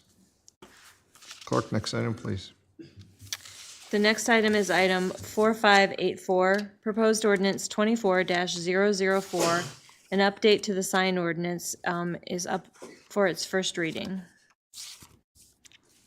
Yes, Your Manager Honor. Robinson. Yes, Your Honor and Council.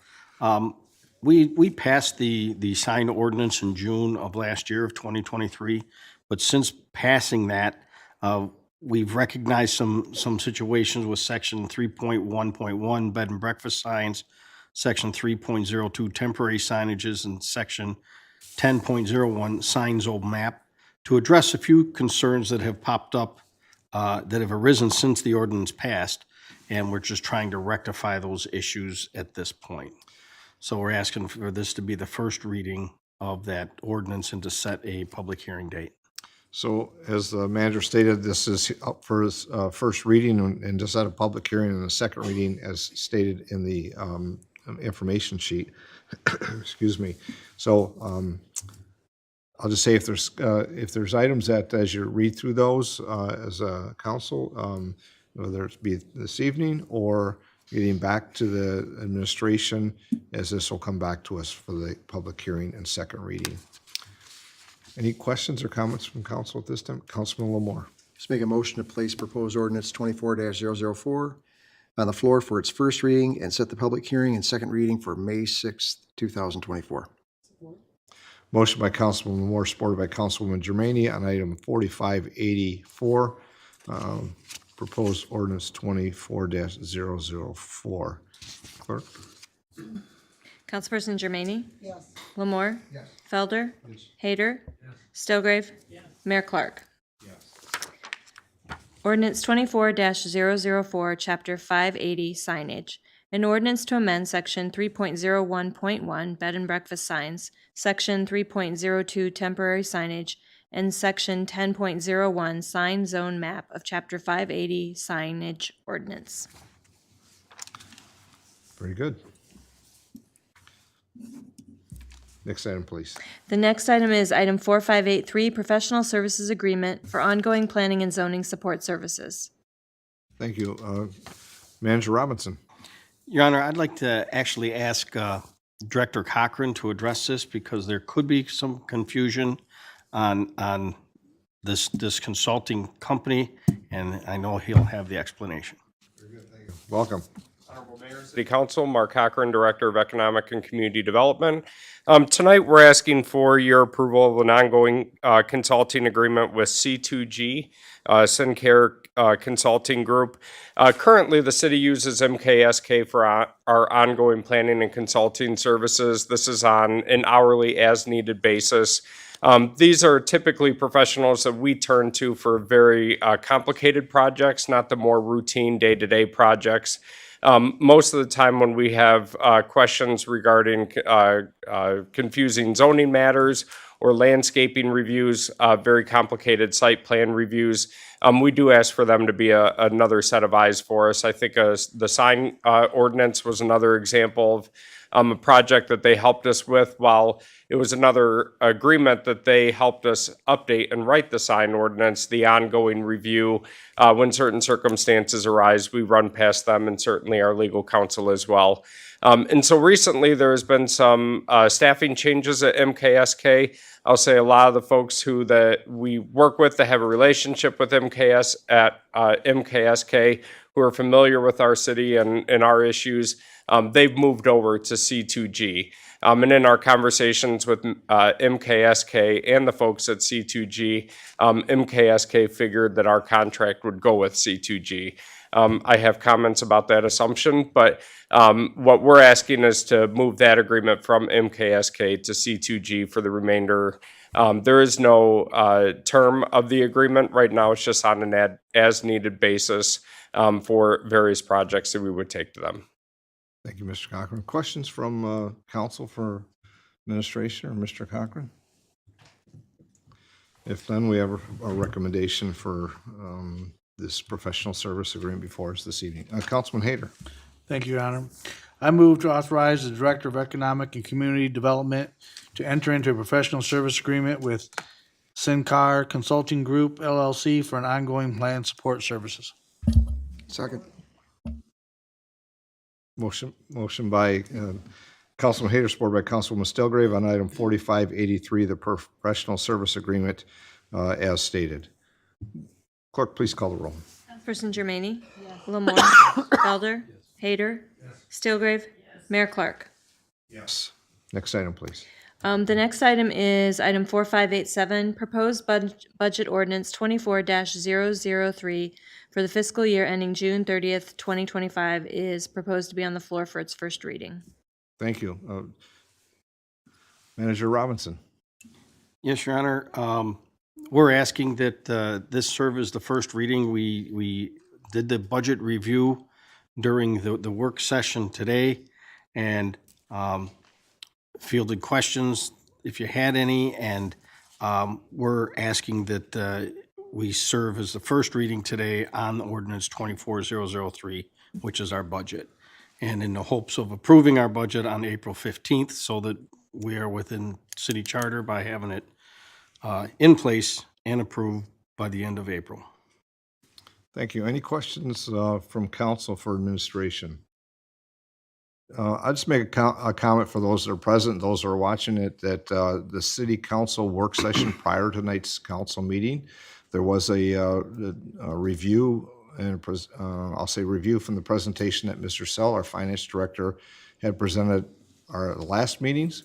But we also reviewed that and had some conversation about some items within the budget that is for clarifications and awareness. But if you weren't able to be here or watch, you can go back and see that as we get ready for tonight's motion for the first reading, but also setting the public hearing and returning back to here for the second reading on April 15th. There's no other comments. Councilman Lamore? Yeah, I'd like to make a motion to place proposed ordinance 24-003 on the floor for its first reading and set the public hearing and second reading for April 15th, 2024. Support. Motion by Councilwoman Moore, supported by Councilwoman Germaine on item 4578, the budget ordinance, fiscal year ending June 30th, 2025. Clerk? Councilperson Germaine? Yes. Lamore? Yes. Felder? Yes. Hayter? Yes. Stilgrave? Yes. Mayor Clark? Yes. Ordinance 24-003, Budget Appropriations Act, July 1, 2024 through June 30, 2025. An ordinance to approve the budget for the city of Monroe for the fiscal year ending June 30, 2025. Thank you. I have no further items this Next evening. item is council comments, and it is April, so Councilwoman Germaini, comments this evening. Thank you, Your Honor. I'm sure that everybody knows about the downtown fire that was on First and Monroe Street, not this last weekend, but the weekend before. The residents in those apartments lost their homes and all of their possessions. Our Deb Steelgrave is one of them. I want to thank everybody who donated so generously money and gift cards to Deb's Flowers to help out those families. And I also want to acknowledge the firefighter that was injured. Our first responders, fire, police, Monroe Community Ambulance are some of the best in the country, and we are grateful for the dedication and service in our city and our county. That's all, Your Honor. More. Thank you, Your Honor. I too wish to extend any help we can to the displaced residents from the building. Obviously, it's a great disaster, but I think we can rally and say that our public safety department did an excellent job in securing the building, making sure everybody was safe and unharmed. Even our firefighter is fully recovered that I know of and doing much better from my knowledge. And glad to hear all of that went well as far as that could go. On other news, as far as some residential issues, I've had some residents complaining to me about some motorized vehicles being used on sidewalks throughout the city. They're complaining that they're coming up behind the residents when they're jogging or walking and not announcing themselves. Obviously, they shouldn't be on the sidewalk to begin with. So I just want to make sure that we're on the lookout for those people. If I see them, I try to remind them to stay off the sidewalk with their motorized vehicle. With that brings also spring and summer race car drivers out on Monroe Street, et cetera.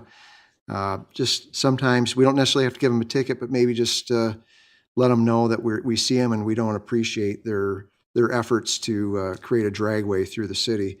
So I think that's something that our public safety department just be unaware, look out for those people and just make sure that they know that they are being watched by the residents, and a lot of the residents don't appreciate their efforts to create the dragway through town. And that's all I have, Your Honor. Thank you. Thank you. Councilman Felder. Yes, Your Honor. Hope everyone had a very happy Easter and looking forward to the eclipse next week. I think that the battlefield and a variety of other organizations throughout the community have some events going on, but that you can avail yourself of. So that's all I have. Thank you. Councilman Hayter. Thank you, Your Honor. First, I'd like to say, hope to see everyone Wednesday at the Everyday Heroes, and looking forward to see the recipients. Like I said, last meeting, it's a great event, and looking forward to seeing those recipients. Also, starting next weekend, the 13th and the 14th, and also the 20th and the 21st, we will have lots of our young amateur fighters participating in the regional Golden Gloves in Detroit. So get up there and support our fighters. I was talking to one of our coaches today. I think he said he's probably going to have upwards of 20 kids there. So looking forward to that. And then also wanted to thank the Public Safety Department for their action on that fire. Kudos to you guys. You did a great job. So thank you. Thank you. Councilwoman Stelgrave. Thank you, sir. As one of the residents in the burning building, I have to really give big shout outs to our city fire, our city police, Monroe Township Fire, Frenchtown Fire, and LaSalle Township. They were on it. It could have been a lot worse. Everybody is displaced, but you know, eventually you find homes and you rebuild. But I really have to give big shout outs to everybody who was there that helped us. And also, this Saturday is the dad-daughter dance for the city of Monroe. That's a cute little thing. And so, hope if you haven't signed up and you intend to, then give the city a call. And I echo your comments on the Everyday Heroes, because that is a phenomenal event. So thank you, Your Honor. So I just have a few comments this evening, and I'll start where others have stated as well with the fire in the downtown. So I want to thank the public safety, a great response, not only from our departments, but we have mutual aid and automatic aid with our partners. both in Frenchtown Township, Monroe Township, and I believe LaSalle Township may have responded as well. And it's through those partnerships of why we survive and why we were able to respond as a community. The days of the way back when you do things by yourself just doesn't apply to everything. Does some things, but not everything. In this case, we're all together to find a way to which we can serve each other, to serve our communities collectively. So I want to thank not only our public safety, fire, police, but also the support that we received during the entire incident.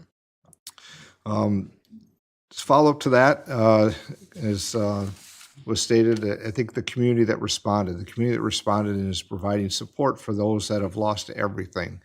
I mean, you go to the store and you have nothing, and you have to find a place to reside. You have to find a place to start, and at the same time, you're still trying to do your job and employ where you're employed.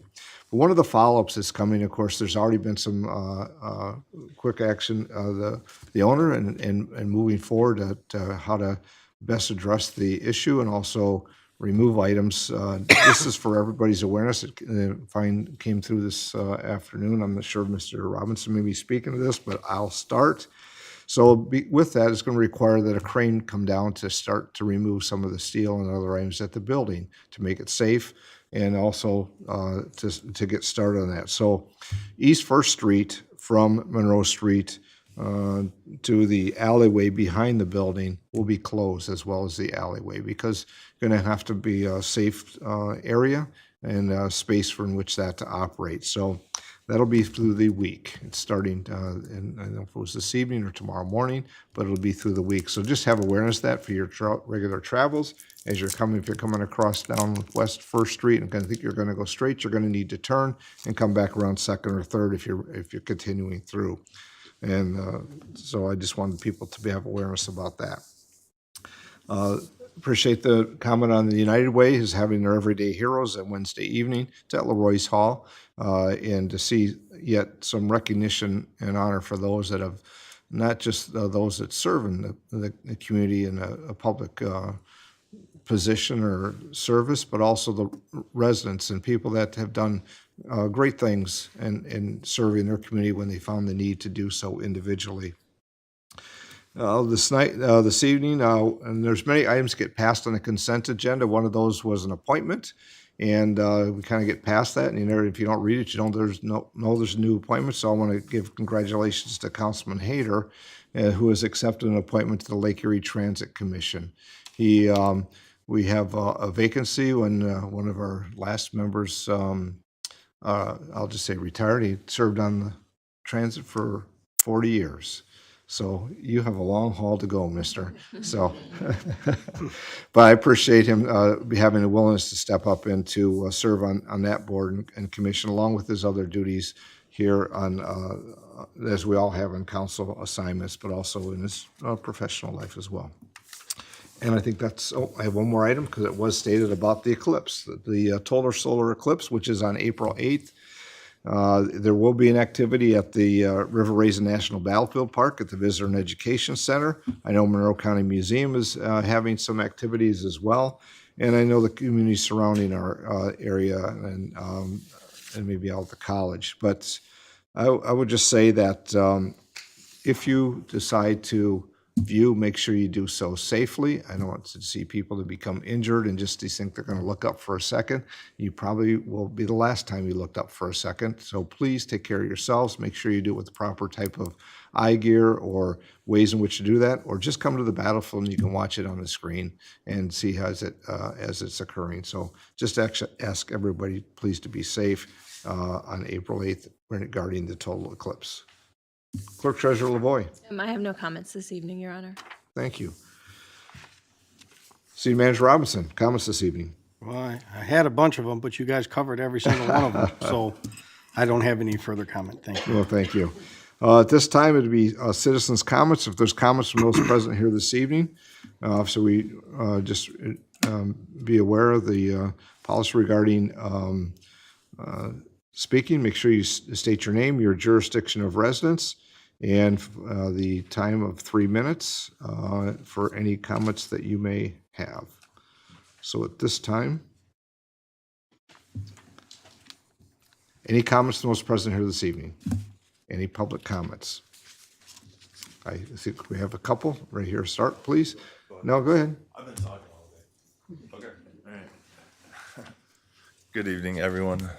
Again, William Asper, ASP is in Peter ER. I'm not a resident of Monroe. I do have rental properties, most of which reside in precinct number 3. I'm not gonna beat the dead horse regarding the sanitation contract. That's already bringing it, that taken care of. I did have a question though about regarding the Monroe Housing Commission. Monroe Housing Commission is a HUD program. Now, I have many rentals, as I stated, and the people who have the housing vouchers come to me and ask me if they can use their voucher to me, or I ask them back. And they state that they can only use their voucher in the apartment building that I believe the city of Monroe owns. I don't know how true that is, but at the same time, I've never seen anyone with a Monroe HUD voucher that has been outside of that. So I was curious if that was a thing or if they were allowed to migrate outside of the city of Monroe's buildings. Well, let's make a quick comment that, not on your time, but the Housing Commission is not owned by the city. That's, in fact, Councilwoman Jeremy sits on that board along with residents that serve the community. And I can't speak for the vouchers, but I would say, they have meetings. You're more than welcome to attend their public meeting and when the Housing Commission meets. And I'm sure that's it's easily available online, or if you're not, I'm sure you can get it through the administration. Okay? You. Okay, okay. Go ahead. Second please thing, resume. and I wasn't even going to talk about this. I was curious since the woman had made the presentation regarding the sanitation upgrades or maintenance. I was just sitting there. This was regarding the 1-1, the lining. And if she's still available, she might be able to answer it. I was curious, what is the lining made out of? Being a landlord, I deal with sewer stuff all the time. And whether if it's the inside of the sewer, we have sulfuric acid, Drano, lye to clean the drains. That's going to wear away a lot of lining. So I don't want to see the city get into a situation, that was $1 million item, where they keep on having to replace this lining. Because on the inside of the sewer, you're going to have this. If it's on the outside of the sewer, then you're going to have the pressure. That's why those sewers are cracked. You had a building pressure, so you're going to have holes in it. So I would maybe do more some research on that, or if the woman could say what's They're made here. up. You can probably meet with them afterwards, or you see Mr. Leroy if you wish. I know that the lining is put in there. It's hard, and there's different ways to do it. Situform was one of the first organizations that we use, but there's others that do this now. They line it and then they expand it so it forms on the inside and hardens. But that's the short answer, but not the technical answer. Please see him afterwards. That was all. Thank you, Your Honor. All right, thank you for comments. And if you have a question on the item you mentioned earlier, please see Manager Robinson on some of those dates and make sure you get your message, okay? Very good, thank you. Other comments from those present here this evening? Other public comments this evening? Yes, sir.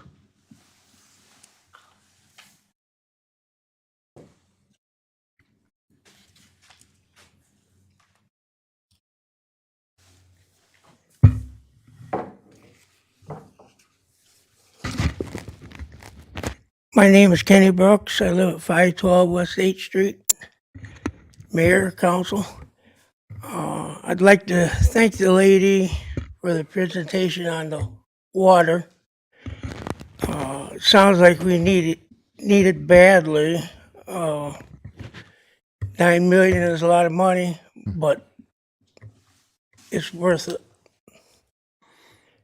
for water quality. Save the river, and it kind of slides into what I was going to present tonight. Is probably more a comment to the public. Is I'm a member of Downriver Bass Association, and other than our tournaments, I don't go anywhere else to fish but right here because I don't need to. But what makes me sad is whether I'm in my boat or fishing out the shore, I see trash. And not only it looks bad, it kills fish, especially this new line, this braided line, will cut you. It'll cut your fingers if you're not careful. And if that gets into the fish's gills, kills them. Styrofoam gets in the throat of the gills, it kills them. Plastic, they can't breathe, and it kills them. And I've seen a lot of dead fish along the banks. And I would just implore people to. My grandpa took me fishing since I was 4 years old. And he always told me, this goes way back, leave the place cleaner when you leave than what it was when you came. And a lot of fishermen are good sportsmen. They do this. Whether in your boat, carry a bag with you. Offshore, carry a bag with you. Put it in, because it's not only bad looking, it kills fish. It really does. There's been a big study on this, and it kills a lot of fish. And I guess my last comment is, take a kid fishing. Don't have to be your son or daughter. And I'll tell you fully that you will get more enjoyment out of that than the kid will. Thank you, Kenny. So that's all. Thank you. For your comments. You'll have an interest, I know, if you ever wish to attend the Commission on the Environment, which meets here, one of our commissions, that they meet here. I don't have the exact date in my head. I think it's the 3rd. There it is. So, and with the Commission on the Environment, there's things they do, but also one of the items that's managed through the with the Commission on Environment and with Mr. Roy, of course, is the river cleanup that we do each year. It's more of a community event. There was over 250 residents that came down just to help and assist. And I think it brings awareness, and that number has grown. So thank you for your comments this evening. Other comments from those present here this evening? Yes, sir. Here, I applaud his comment. Name, please, and then continue. John Wenzel, 15433 West Albin, Petersburg, Michigan. I say here. I applaud his comment of leave it cleaner than you found it. And I'd hope our council would listen to that. I know that the water, wastewater pay $33,000 a month for rental for their 400 square foot of space at City Hall. I'd like to know actually what building department pays. I know that you guys sell building department as being self-funded. I'd like to actually know what that amount is. I could FOIA it, but I'm sure you guys probably know it off your hand. Ed's here. He could probably tell us what that amount is. You know what that amount is, Ed? Mr. Basil, you're speaking to the council chamber here, to us, not the people that are behind you. Oh, all right. Okay, any further? Mr. Mayor? Okay, that's it, sir. Okay. Other comments from those present here this evening? Seeing no other comments? Motion to adjourn. I got one comment to say here before we make the motion, and I'll take the second. If there's information that's available to the city, as was stated, you can get it by FOIA, but I'm sure if you simply ask the city manager, there's some items that are readily available or known, whether it be through the department or otherwise. Please make that contact. We'll be glad to try to provide the information. Motion by Councilman Lamore. Supported by Councilwoman Germaine. To adjourn. Clerk, please call the roll. Germaine? Yes. Lamore? Yes. Felder? Yes. Hayter? Yes. Stillgrave? Yes. Mayor Clark? Yes. And thank you all for being here. Have a wonderful night.